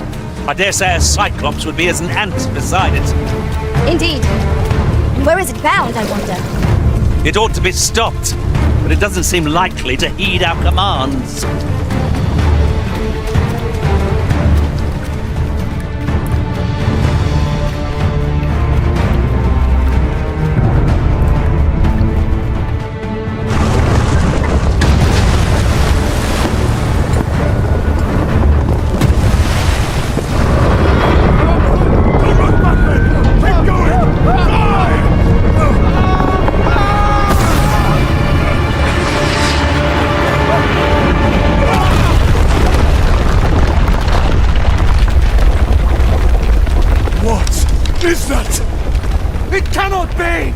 If we do not retreat soon, I fear we are all lost. We ought press on, my lord.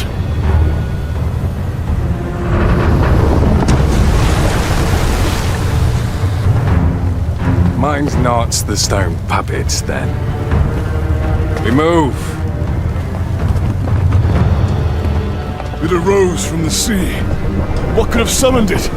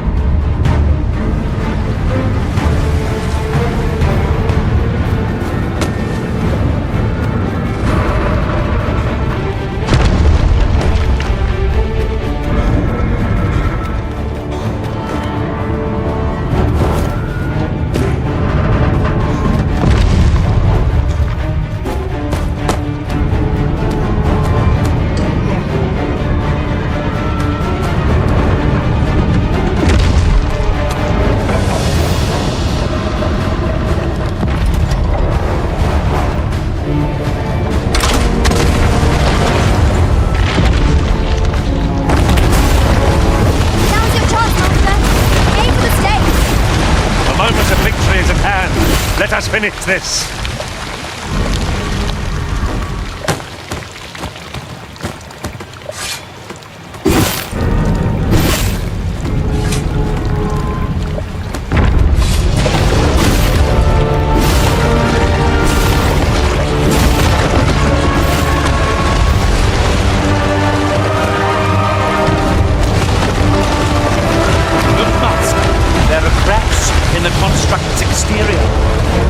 suppose I'll handle this.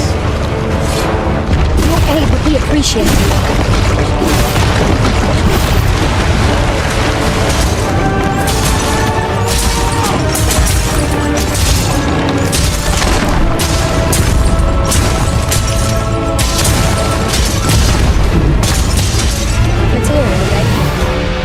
I shan't deny, they have their uses.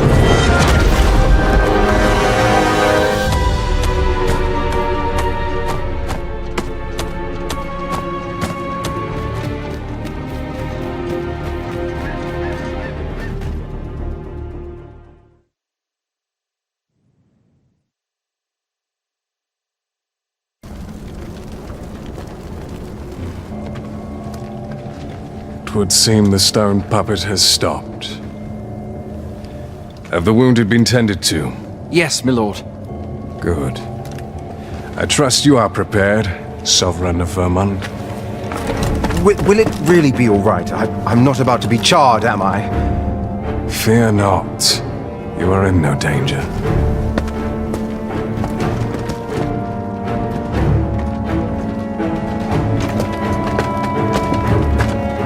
The dragon shall be under my control when it appears. Come. Let us press onward.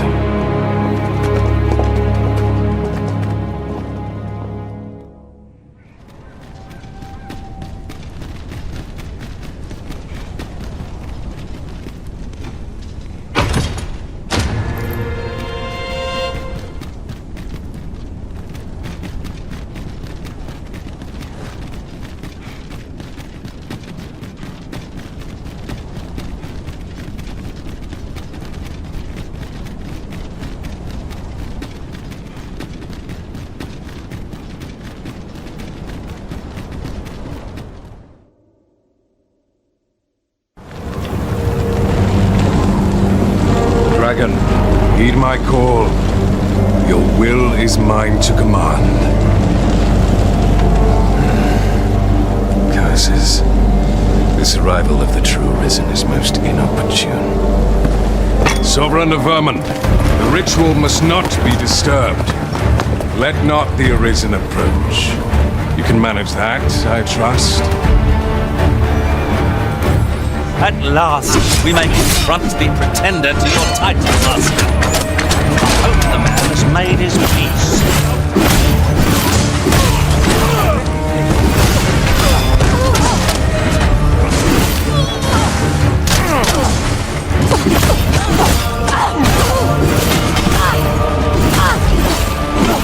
Stop! You can trust me. I swear. Let me go.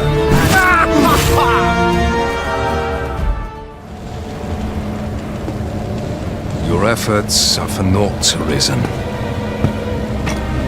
Now, simply watch as this world's hollow and fruitless order is remade by my hand.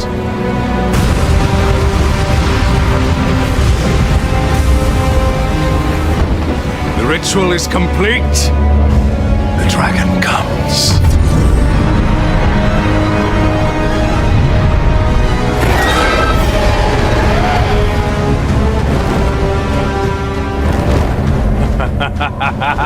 Behold! The Royce Dragon! By my power, the dogma of dragons is unmade.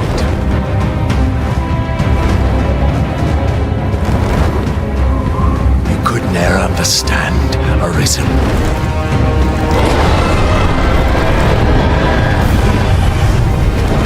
We must all be freed from the vulgar order wherein the dragon's existence determines all.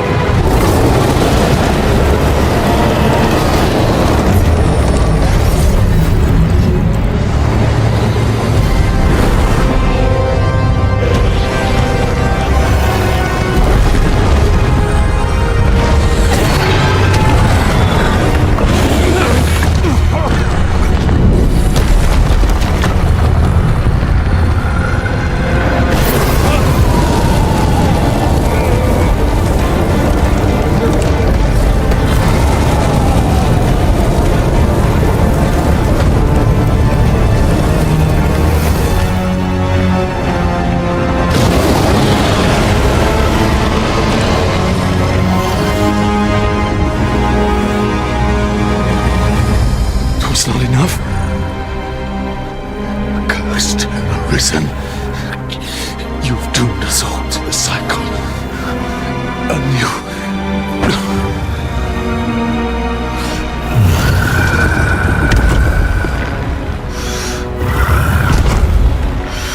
Greetings, Arisen. Hast thou summoned the resolution to face me? Then answer me this. Why dost thou fight? Is it to reclaim thy flesh, thy stolen heart? Or is it to reclaim thy throne? I offer thee a choice. Grant unto me this life in my claws, and be gone from this place. Or stand and fight.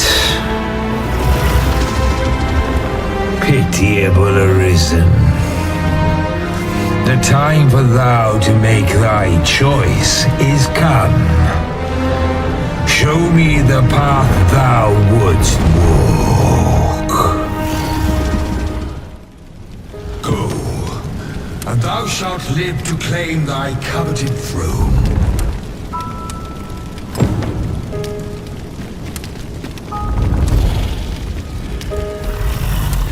Fight, and thy life is full.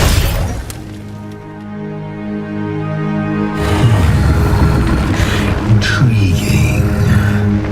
This then is thy will.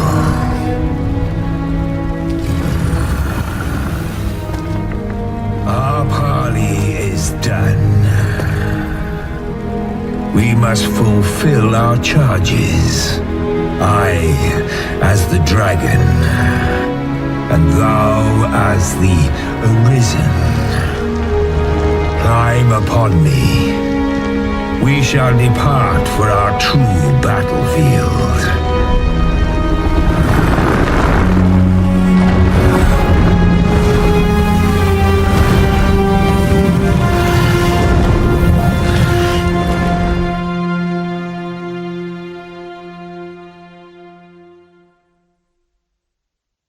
Thou wishest to dismantle the world's will, just as I do. Yet dost thou know what awaiteth the world, should it meet such a fate? 'Twould become a fleeting, fragile, vacuous thing, bereft of the cycle. Naught would be born into it save chaos, great and terrible. Surviving in such a world would be no simple matter. What shall change with my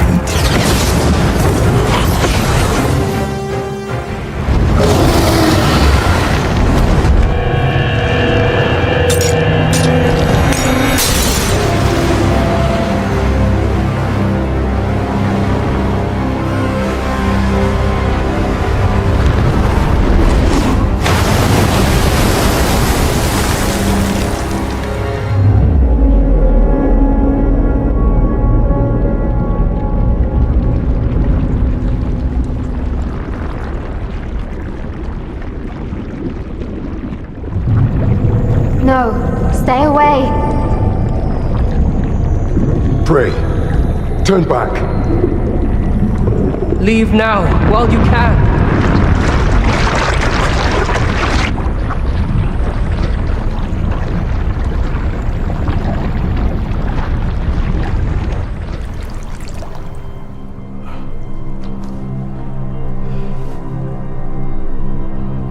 You have strayed, Arisen. And for what? Lest you forget. You have a world where you belong. There you are to fell the great evil in your path and rule the people as their sovereign. For that is who you are. And it is my wish that you should live out that life of purpose. The time has come for you to return. Go. My children shall see you there safely. Let us go home. Together. To a world under your rightful rule. To a world all your own.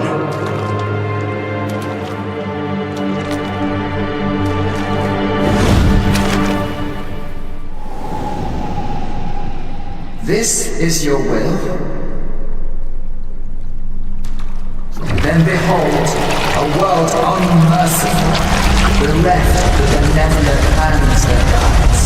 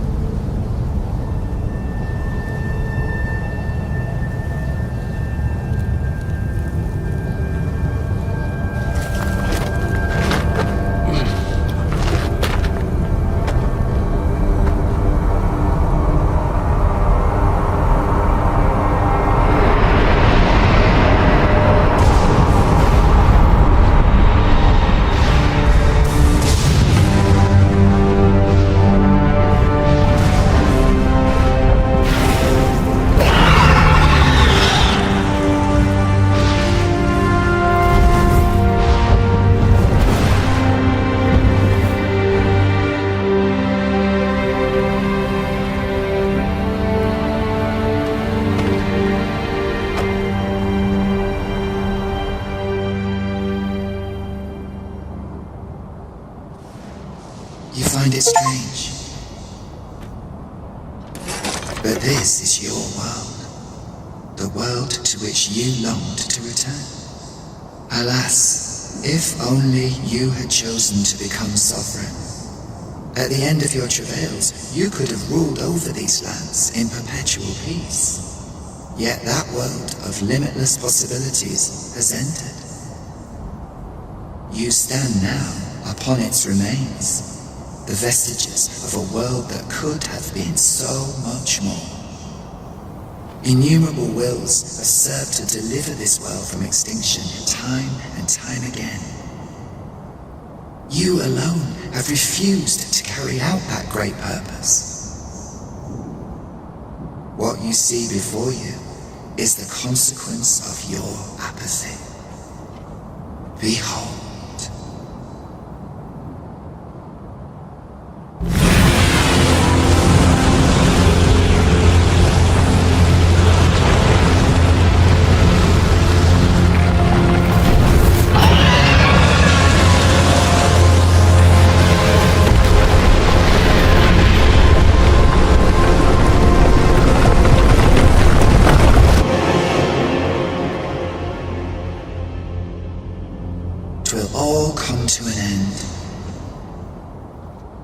As it has failed to be chosen, and as 'twill ne'er be read, this world will soon cease to exist. In the blink of an eye, the sickle of oblivion will reap aught that you have known. I would advise you not to waste these last moments. Explore the remnants of this world while you can. Perhaps, in doing so, you shall come to see the truth, and know the wretchedness of a world unworthy of being chronicled.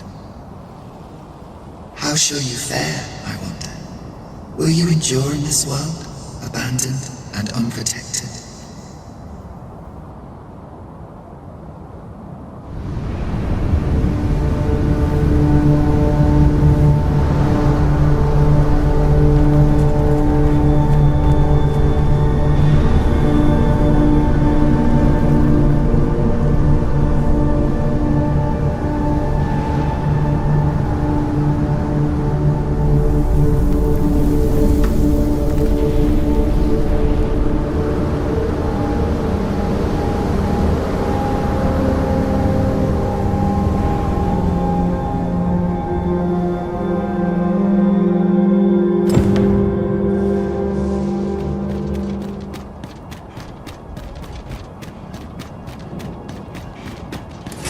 No longer do I feel the probing gaze of the Watching One.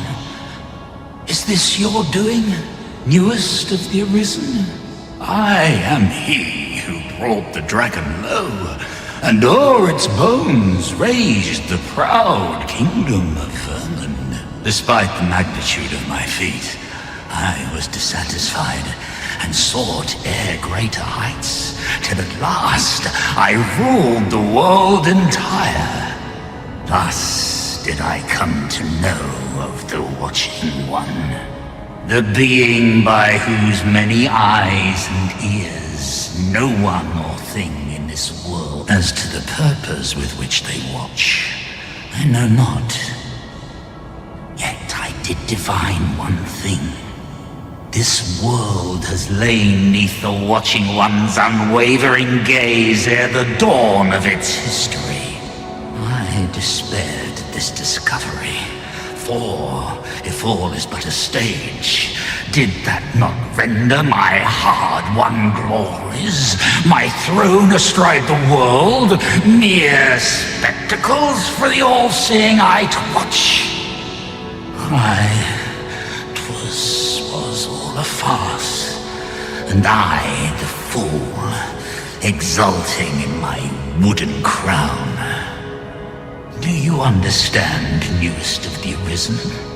This is why I sought to fell the Watching One. Alas, though I cut down all who seemed false, be they man or woman, human or beastman, young or old. Indeed, my efforts led only to my own ruin. I was dubbed the Mad Sovereign, and by the hand of a new Arisen, consigned to this place forevermore. Yet, I can only assume that you have achieved what I could not. How else to explain the changes I sense in the world? Ah, what bitter gall that I cannot witness the outcome for myself. Falter not, newest of the Arisen, for your path is just, and fading spirit though I am, I may yet summon those who can be of aid to you.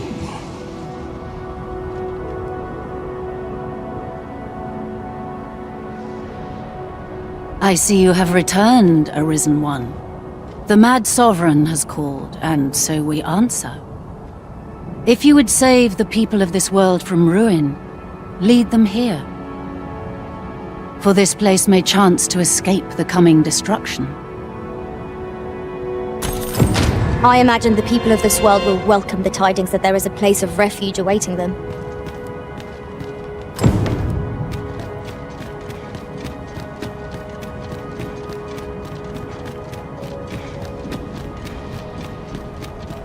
Your pawn is nowhere to be seen, Master. But where would a pawn possibly go, leaving their own master behind? Feet up is as welcome as fine ale.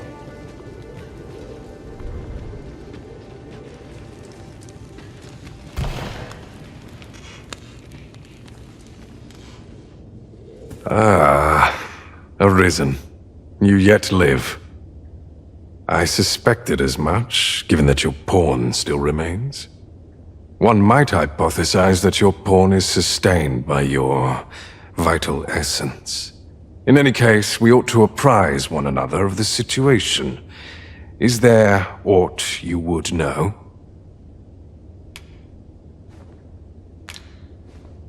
Ah, yes. I trust it has not escaped your notice that the end of days is upon us. After you vanished, together with the Red Dragon, the seas rose to swallow the skies. 'Twas perhaps a month from that evil day when a new calamity befell us. A host of dragons descended from the skies and fell upon the land with fang and claw. Luz the Oracle called upon me ere you arrived. As she tells it, Melve and its environs have already fallen prey to the beasts. 'Tis surely only a matter of time before the rest of the kingdom follows suit. I found the poor creature collapsed by the wayside near Batal. Recognizing your pawn, I decided to take the ailing thing into my custody. I thought it possible that the Arisen's pawn might hold the key to making sense of all this madness. Alas, try what I might, your pawn will not wake. Mayhap you will succeed where I could not. The pawn is, after all, yours to command. Indeed, then I shall take my turn. In your absence, I had hoped your pawn might yield me some information, but as you have returned, I would hear the truth from your lips. Tell me, Arisen, what became of you this past month?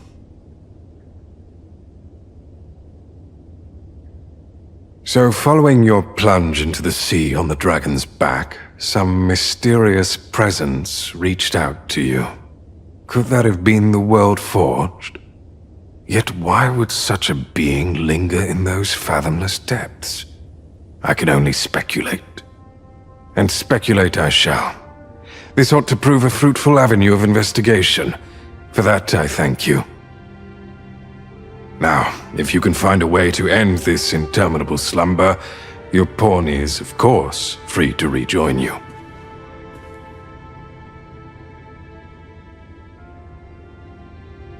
Oh, Master, how long I've slept. Oh, far too long, it seems. But, worry not. Now that I am awake, I shall follow wherever you lead. I admire your dedication, Master. 'Tis no small feat to hone one's skills so fine. There is always room for improvement, after all. Wickedness has no hold upon a... I cannot begin to fathom what happened during our time apart. Although I was wholly unconscious, I could still feel you, Arisen. Like a heartbeat, warm and constant. I was relieved beyond measure to find that our bond remained unsevered for all that. 'Twas an ordeal indeed, and there is much for us to ponder. But for now, we must find a means to forge ahead. There is little point in my leading the way if we haven't got what we require to hand. You've pushed your luck too far. I'll not take that from you. Pray calm yourselves, good people. I will have none of this squabbling. So, Manella, you don't understand. This scoundrel's the one who started it. No, you don't understand. This is no time for the people of Batal to be quarrelling amongst themselves. We shan't weather this calamity unless we can recall our common purpose and unite our efforts towards it.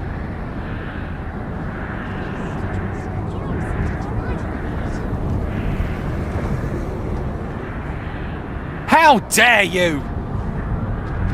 Ah, Sir Arisen. You are returned, I see. With the world in such disarray, I could not stand to be away from my homeland. Thus did I return, to render what aid I may. I maintain order as best I can, but for every fire I extinguish, it seems 3 more are incited behind my back. But enough of my woes. What brings you here? You wish us to evacuate? Mayhap the idea merits some thought. After all, if we sit on our haunches, 'tis likely only a matter of time before we share the fate of Mel. Alas, the people of Batal are far from united in purpose at present. Should we proceed, unheeding of their divisions, I fear that our efforts would come undone ere long. With every soul at their wits' end, conflict is like to spark at the slightest provocation. As such, before we take any measures, I would have you walk amongst the people, Sir Arisen. Behold their plight with your own eyes. And should you encounter any discord, pray do aught you can to resolve the people's quarrels and assuage their fears. Such efforts will doubtless allow the evacuation to proceed all the more smoothly. As for me, My work here is far from done. Let us part ways for now, and reconvene when you have accomplished all you can.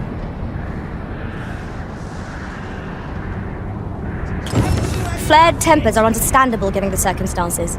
Let us aid in mediating the quarrels arising in Bugbatal. 'Tis no great shock to me. Haven't you had enough yet? The so-called Forbidden Magic Research Lab appears to have been constructed rather recently. That does... Ah! You're just riding on your father's coattails! You slander my honor, sir! I demand a duel. This is no business of yours! Begone! Now, Nara, let's not be too hasty. If we are to duel, we ought to have a witness. Otherwise, who's to say the victor fought with honor? Aye, true enough. Without a witness, either of us could simply kill the other, then disavow the use of any underhandedness. Well, sir, what say you? Will you watch over us while I take this scoundrel to task? This knave dared to slight my honor. He said my swordsmanship was hardly fit to wound a training dummy. The bloody nerve of him. And I'd say it again. 'Twas your dear father's patronage that made you a sentinel, not your own skill. You have my gratitude, sir. Let us delay no further. Come, Scario. Have at you!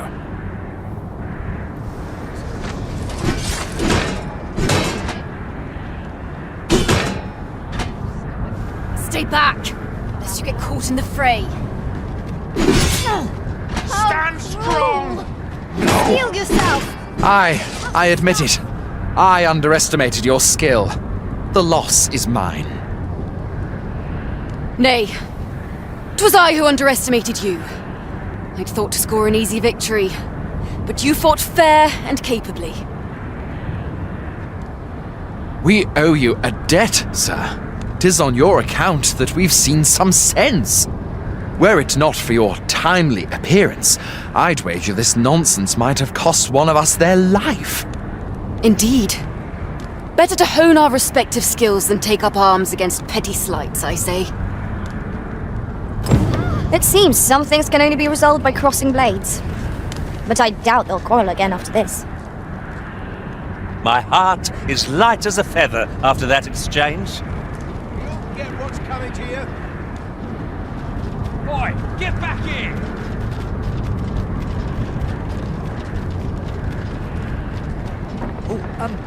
Well met. This looks as good a place as any. Oi! I saw it first. Phew. Trust a flea-ridden hide to take it. Why must I share with a fangless one? This is no more your food than Batal is your land. You there! You couldn't have come at a better time. Put this upstart in his place for me, won't you? Go on, lay into it.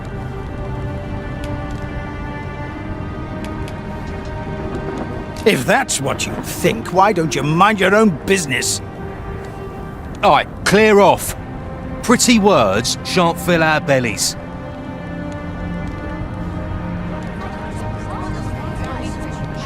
You said it's bad to hurt people.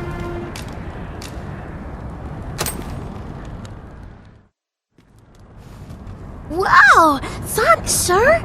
Say, Rakim, would you like some? I can't eat all this myself. Really? Thanks. That's mighty kind of you.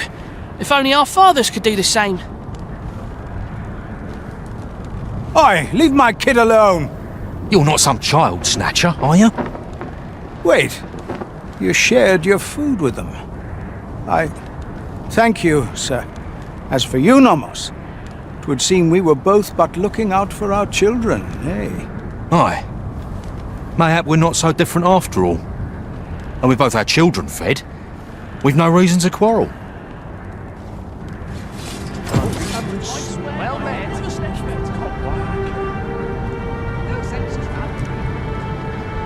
I've had well enough of your nitpicking. I reckon the world would be better off without you! Oi, you! Don't go poking your nose in our business. This is between... Aye! Leave off or we'll make you!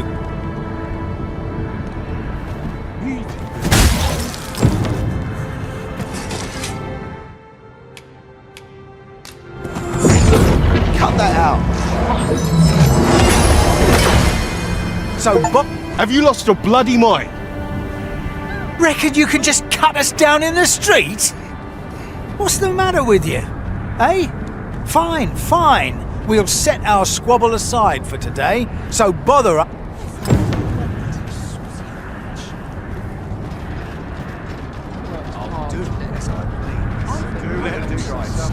Sir Arisen, I bade you assuage the people's fears, not cut them down in the streets. On account of your actions, word is spreading among the citizenry that any who squabble will be struck down.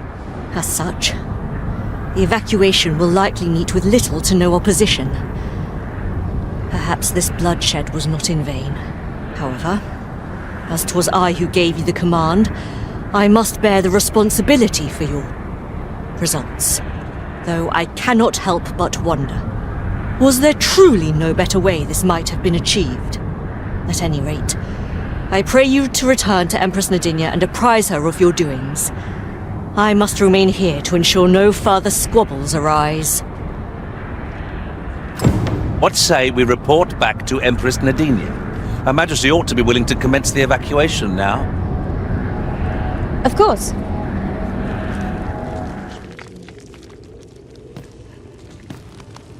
Her Majesty has begun her supplications. None may see her ere they conclude. Stay your hand, Vera. This one may pass. Come hither. We would speak with you.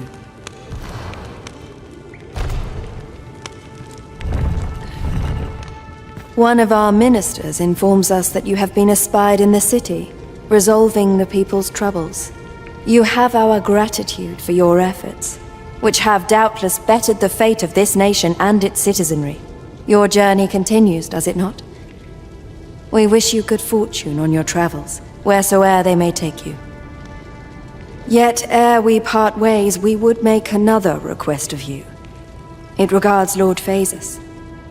Though we have implored the man to join the evacuation, he has staunchly refused to leave this land behind.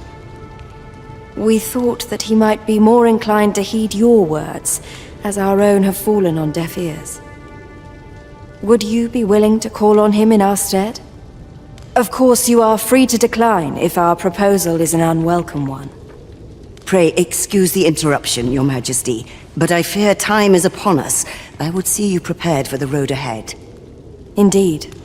Forgive us, but we must take our leave. Farewell.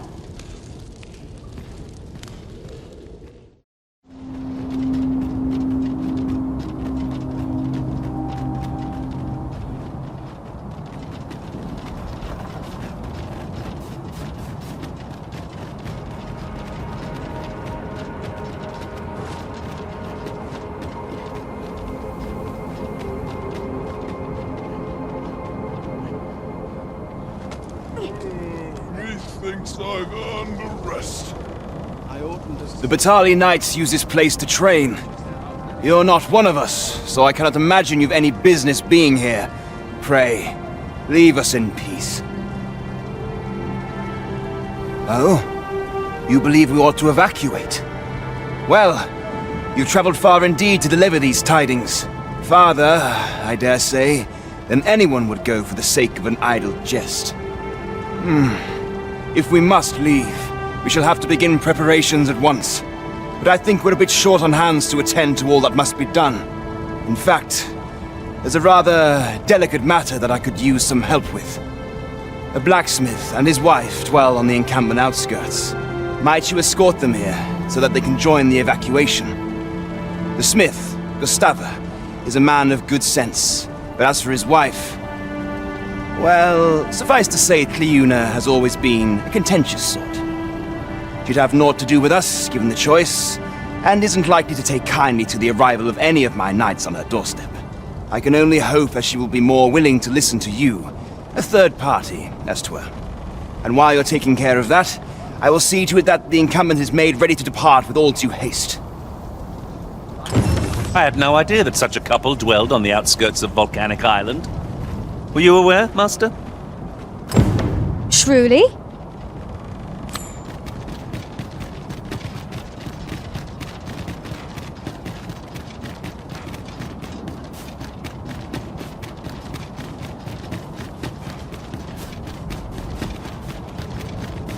Aye? What do you want? My husband and I are simple folk. In these perilous times, all we are— Pray leave us be, sir.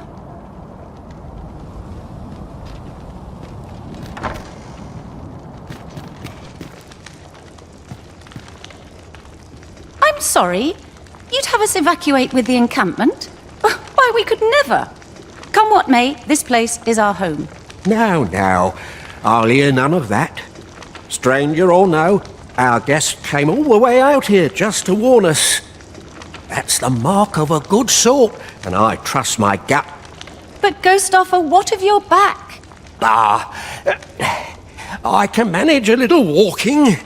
Besides, I'd rather hike 1,000 leagues on 2 bloody stumps than lose you. Oh, Ghost off, how can I say no to that? Oof! Confound this back of mine! Very well, sir, we shall join you.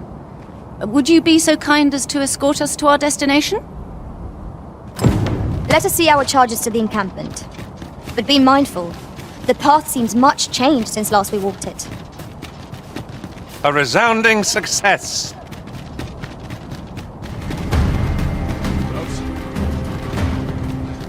If I sleep on my woes, mayhap they'll go. Hasn't anyone got coin to spend? It appears we found a ballista. 'Tis not how we use this, but when that counts. I imagine it would be most beneficial in combat. Well, here we are. How long before the evacuation begins, I wonder? Would you find Ser Ernesto and tell him we've arrived? Let him know that we'll wait here till the time comes.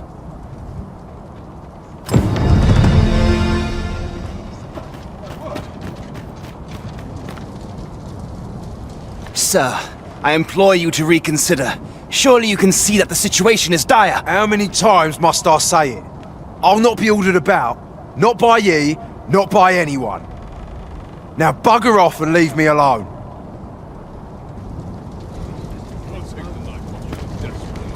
Ah, good. You're back. I'm afraid there's another matter for which I must beg your assistance. It concerns the fellow I was just speaking with, Sir Lamond, his name is. The man's something of a regular at our hot springs. I sought him out to tell him of the evacuation, but he has flatly refused to join us. I must confess, I'm at a loss as to how I might convince him.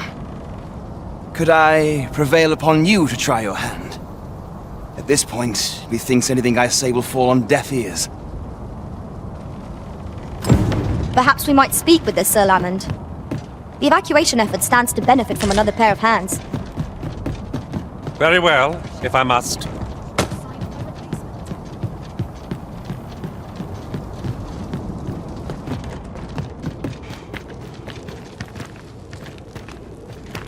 Aye? What would ye of me? Not this again. I'm here to live my life as I see fit. I'll not be ordered about by anyone, cuz. You got that? Aye. I know those two. Good people. But I don't see why I should have to be the one responsible for them. Why don't ye do it, if they mean so much to ye? Oi! I heard out ye request. Kindly bugger off and leave me in peace. Take you back. So, Sir Lamond is not to be convinced. 'Twould have eased my mind to have him join us, but I suppose there's naught to be done. The hour of our departure is almost upon us. 'Twill be slow going, no doubt. We have wounded whom we must accommodate. Yet, come what may, I swear to see them all to safe harbor.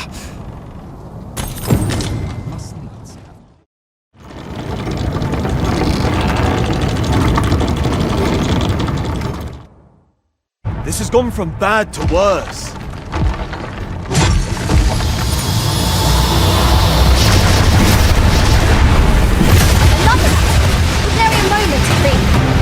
We must try to find a moment to gather our strength.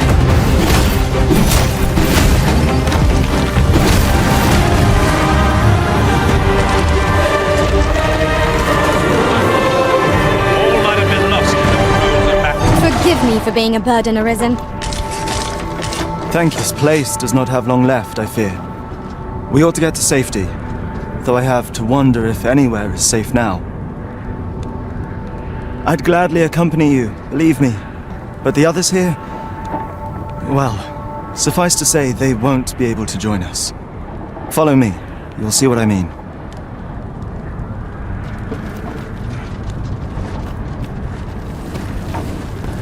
There's a ladder here. After you, Arisen. 'Tis a jail of sorts, this place. A compound where we set captured pawns to work. They were supposed to be digging up old ruins or some such. I confess, I don't know all of the ins and outs of the operation. Underlings like myself were given orders, and little else, you see.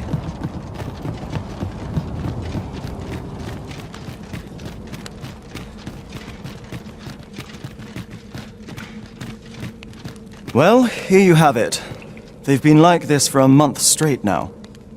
They refuse to leave. You might as well try talking to a wall. You'd have more luck. I know they don't die like we do, but it seems cruel to abandon them here, all the same. I never wanted to be here, you know, taking part in all of this. The enslavement of pawns doesn't sit well with me. I suppose that's why I can't bring myself to leave them behind. Either that, or the current state of the world helps to put things in perspective. At any rate, I've tried everything I can think of to get them out, but naught's done any good. I'm at rather a loss. The command came a month ago or more. We are to remain here, and so we remain. I implore you, Arisen, take me with you. So they're staying here because they were ordered to remain. And they told you that, did they? Strange. I couldn't get a word out of them. I wonder why they saw fit to speak with you. But never mind that. More importantly, you've given me an inkling of the problem at hand. It was the Overseer's doing, methinks. When the world changed, that craven up and ran for his life. But on his way out, he used that artifact they call the God's Way to command the pawns to protect him. I expect that order of his is what the pawns were referring to, but why would they continue to obey when the man is long gone? Unless... Listen, friend, I've a thought. What say you have a look around and see what you can turn up? If the Overseer's command is indeed still in effect, it could be that he is lurking somewhere not far from here. Use that key to have a look around. It should open any doors you come across. Best keep your eyes peeled for the Overseer as well. I have a feeling he's still lurking about here somewhere. Pawns need only obey the true Arisen. I suspect one of those felt artifacts employed at the coronation is at work here. 'Tis no great shock to me.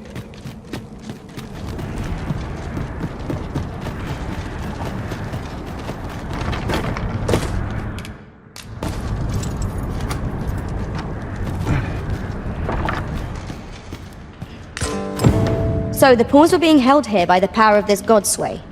Now they ought be free to make good their escape. Not a bad idea.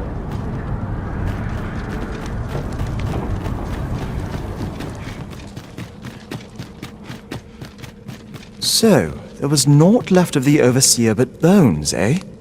I'll wager he thought to take the pawns with him to the grave. He always was a spiteful old goat. At any rate, I'm well grateful for your aid, friend.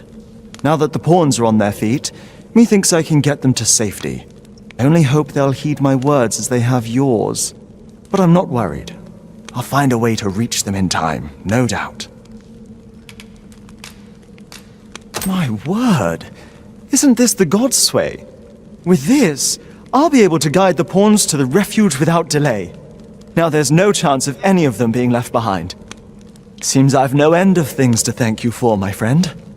I appreciate all you've done here. I'll get the pawns to safety, don't you worry. 'Tis strange to think a god's sway would be used to guide my brethren to safety, after all the woe they have caused us. Mayhap 'twas somewhat overdone, but no matter.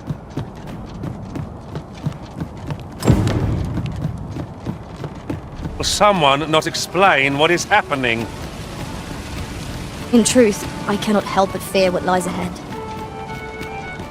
Yet I shall defend our master's world all the same. Your Majesty. How glad I am to see you safe. Where have you been this past month?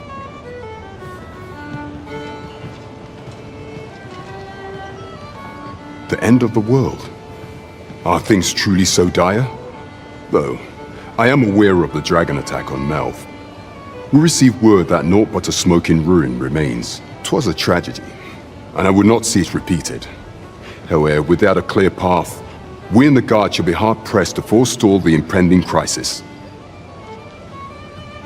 You would have me evacuate the city? I see. Mayhap 'twould be for the best. Ever since the fall of Melv, the citizens of Vernworth have lived in fear that their homes are next to be assailed.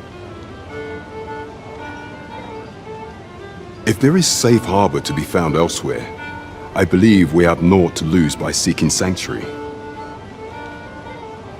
But I doubt I could convince the people of this city to abandon their homes, however terrified they may be.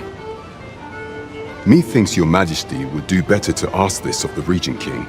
After the false sovereign vanished and the world was altered, His Grace has been the one keeping order here in Vermont.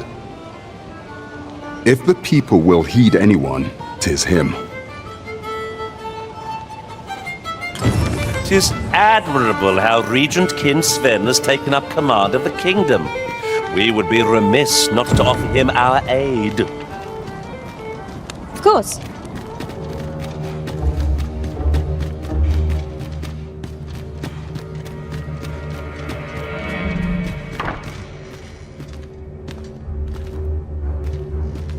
So you've come. I'm glad to see you. Captain Brandt has already apprised me of your proposal, a full-scale evacuation of the citizenry. Truth be told, I had reached the same conclusion. So long as we cower within these walls, we must live in fear of going the way of Melv. My ministers have approved the plans, and I have petitioned the encampment survivors and the Thieves' Guild for aid. The only remaining obstacle is my mother. She has set herself stubbornly against any such flight. I have tried to make her see reason, but of late she has taken to shutting herself in her chambers.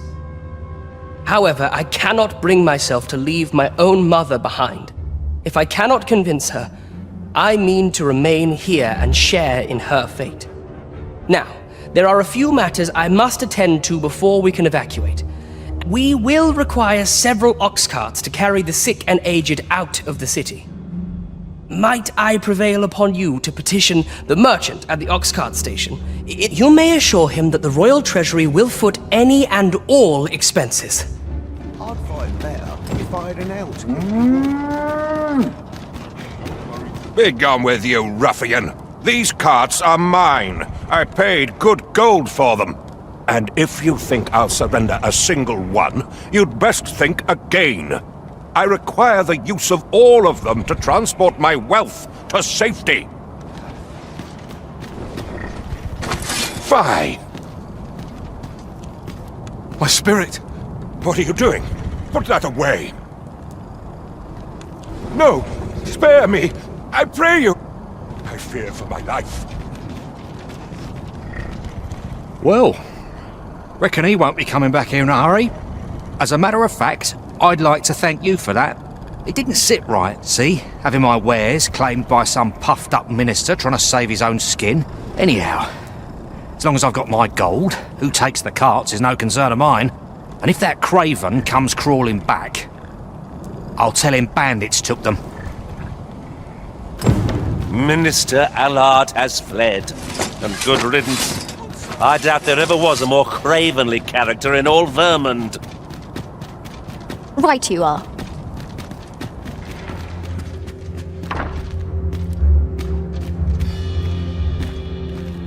Yes?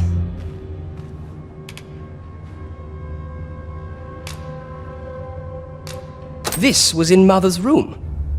I did wonder where it had gotten off to. But why would she... There's aught inside. 'Tis a...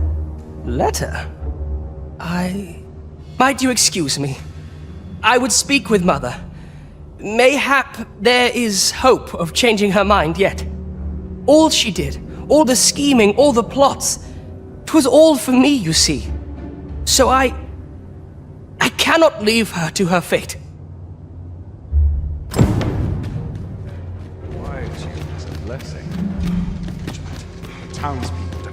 Mother, I must beg your forgiveness. I believed that you desired to make me sovereign solely for your own benefit. Yet in truth, you sought to better the lot of our people. Ah, but I would have benefited. And handsomely at that. Besides, I cannot deny that I was proud. I wished to see my own son on the throne, and even so, I cannot help but feel that all of this could have been avoided. Had I only been more attentive. If I had but better known your heart, I could have shared in your burdens. You would not have had to suffer alone, and perhaps together... Oh, Sven. Mother, I beg you, join the evacuation. You need not fall with this city. I would not see you take your crimes wholly on your own shoulders. That weight is as much mine to bear as 'tis yours. My son, you truly would make a fine and goodly ruler. Your kindness will save many lives. Ah, you've returned. How fares your procurement of those carts? You do? My thanks. That puts paid to the last of our preparations. I will inform the citizenry forthwith.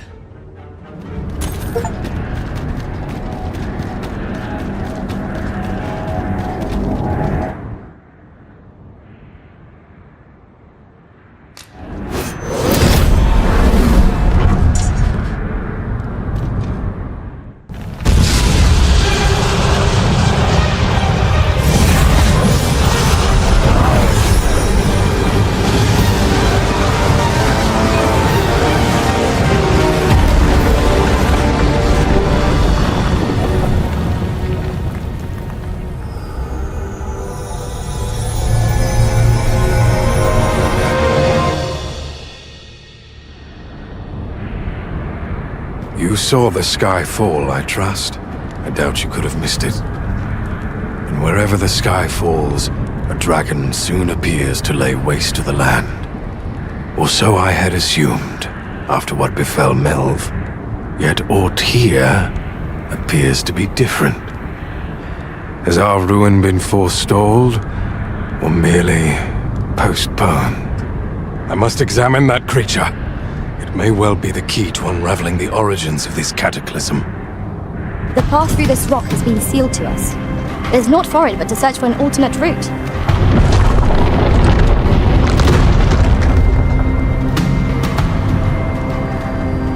Many paths are close to us now, on account of the dragon's descent, no doubt. Confound this obstruction!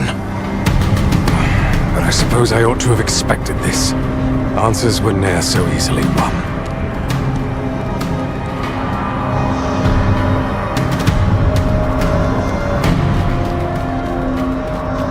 What a singular creature. Is this what called the monsters forth? I should like to capture it and bring it back to the lab. There is much that might be learned from it.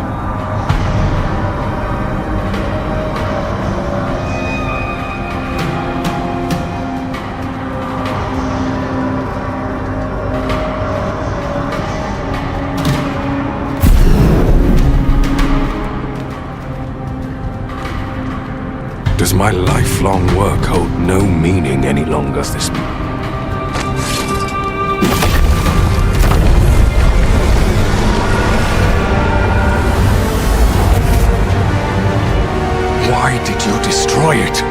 The secrets we might have learned.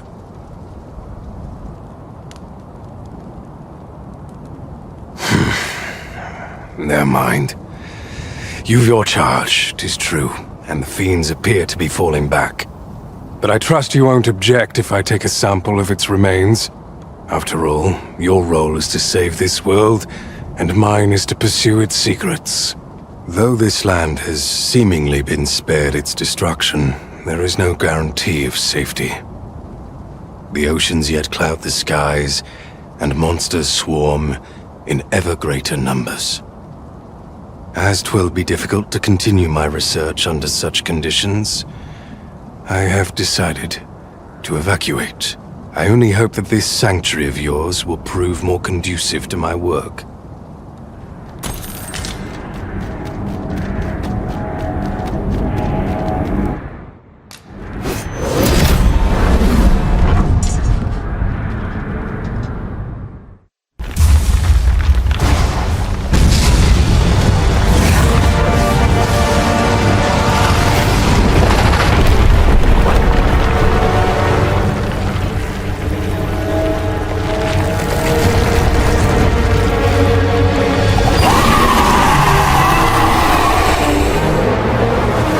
Dragon looked to be far more powerful than any monster we have yet encountered. You must strike it down no matter the cost. The arisen has been torched! Its power. Let us not miss this chance to strike it. Do not waste this chance.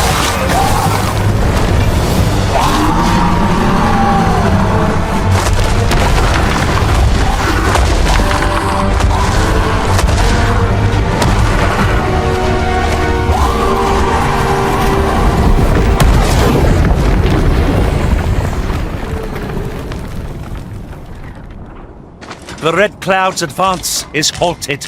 This reprieve may be a temporary one, but I'm glad for it all the same.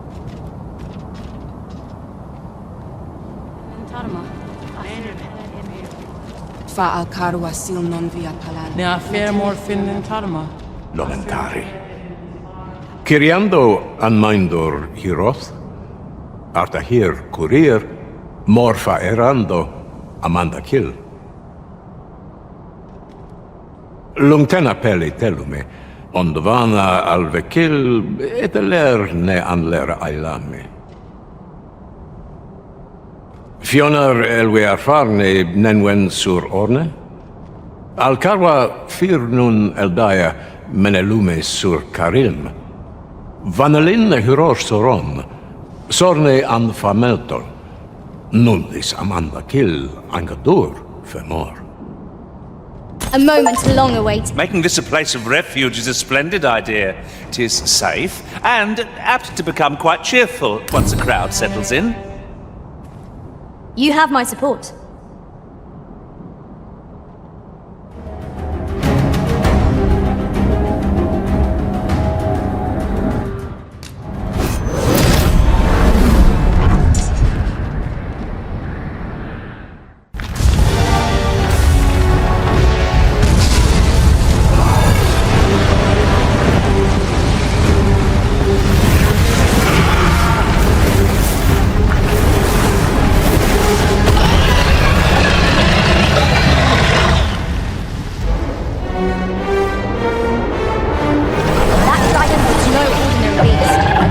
Challenge such a fiend would be no mean feat. I hope we need not attempt it anytime soon.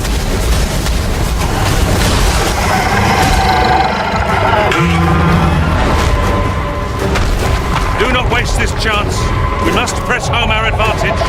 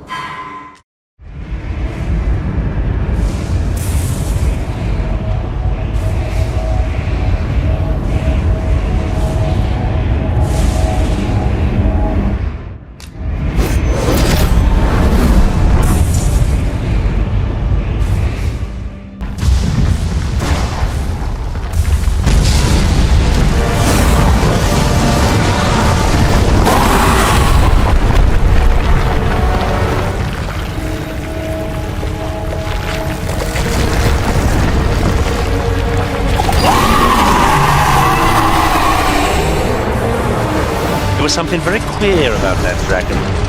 We must face it. However fearsome it can be. I've got hold of the enemy. Splendid.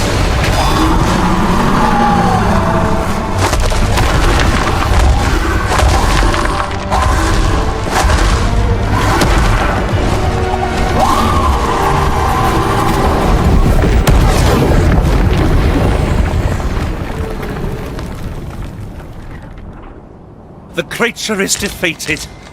Here's hoping this will be enough to forestall the Red Cloud's advance for a while.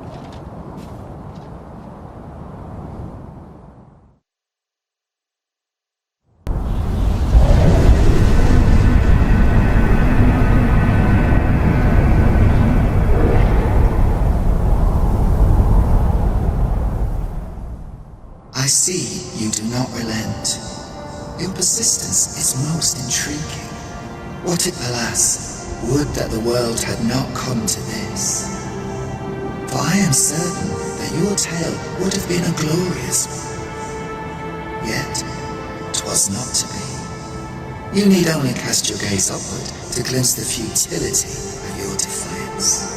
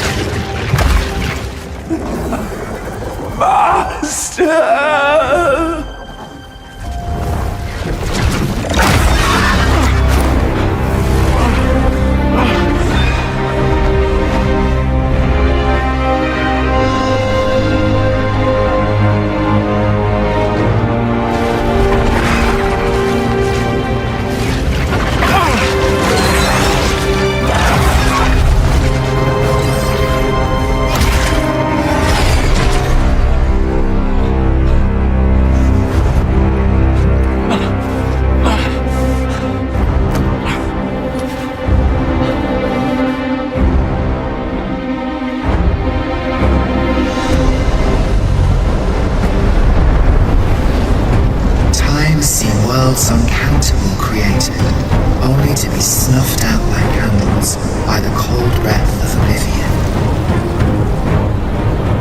Eventually, the Great Wheel tired of witnessing this.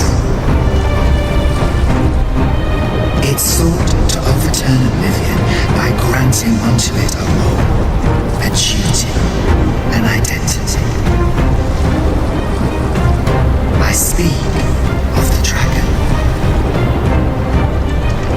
By the Great Wheel does the dragon create a cycle, allowing it to forestall the end of this world time and time again. Yes, Arisen, this world has been safeguarded by the dragon all along. You yourself were chosen to form a part of this cycle. The Arisen is selected by the Great Wheel to play the role of the dragon's counterpart. That is how this world is built. The dragon serves to continue the cycle, and the Arisen exists to oppose it. This is the true meaning of the dragon's law. Once, everyone in this world had a role to play. For a well-crafted tale has a nuances, there must be a reason for each character's inclusion.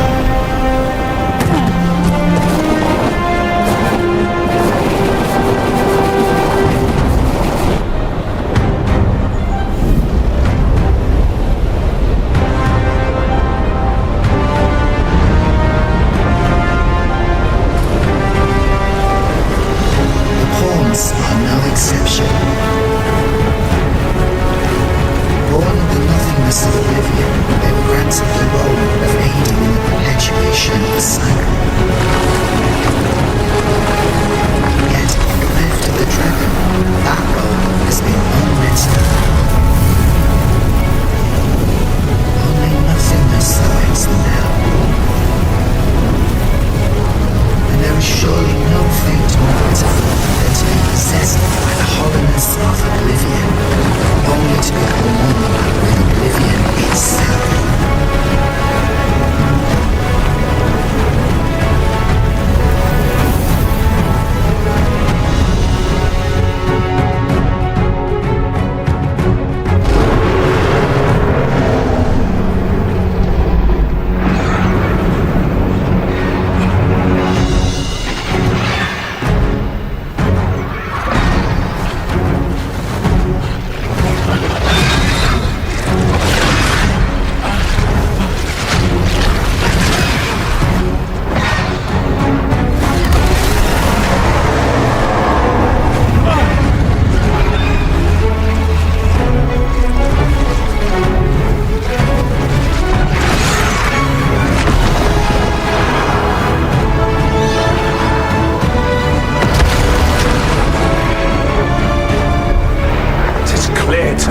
Risen. I am no longer a mere vessel. Your great will has imbued me with a lesser will of my own. Will is power. 'Tis the means to shape the world as one desires.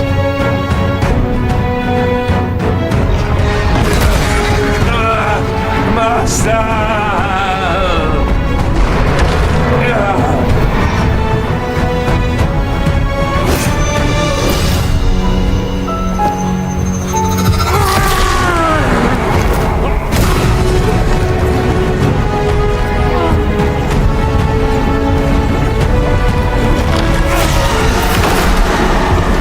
Oblivion fades. This tale's end has been unwritten. My heart, it aches.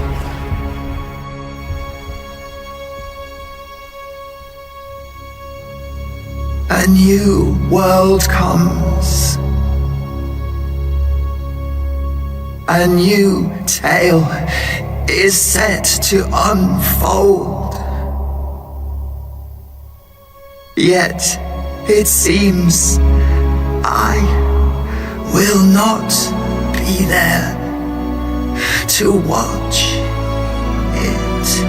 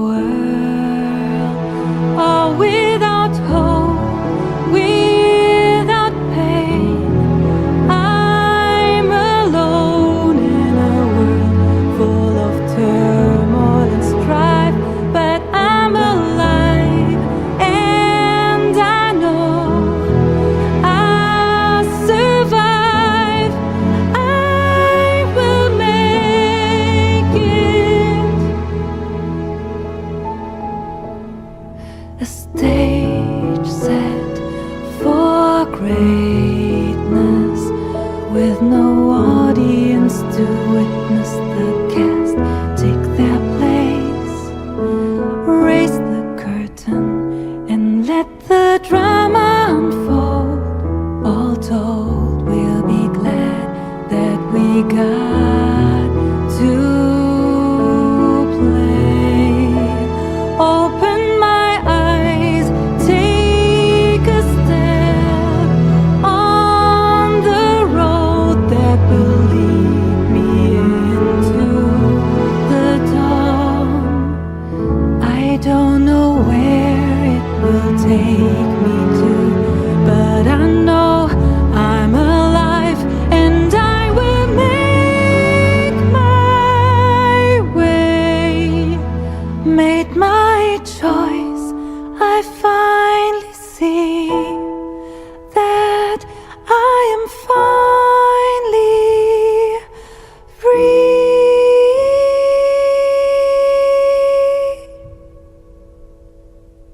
See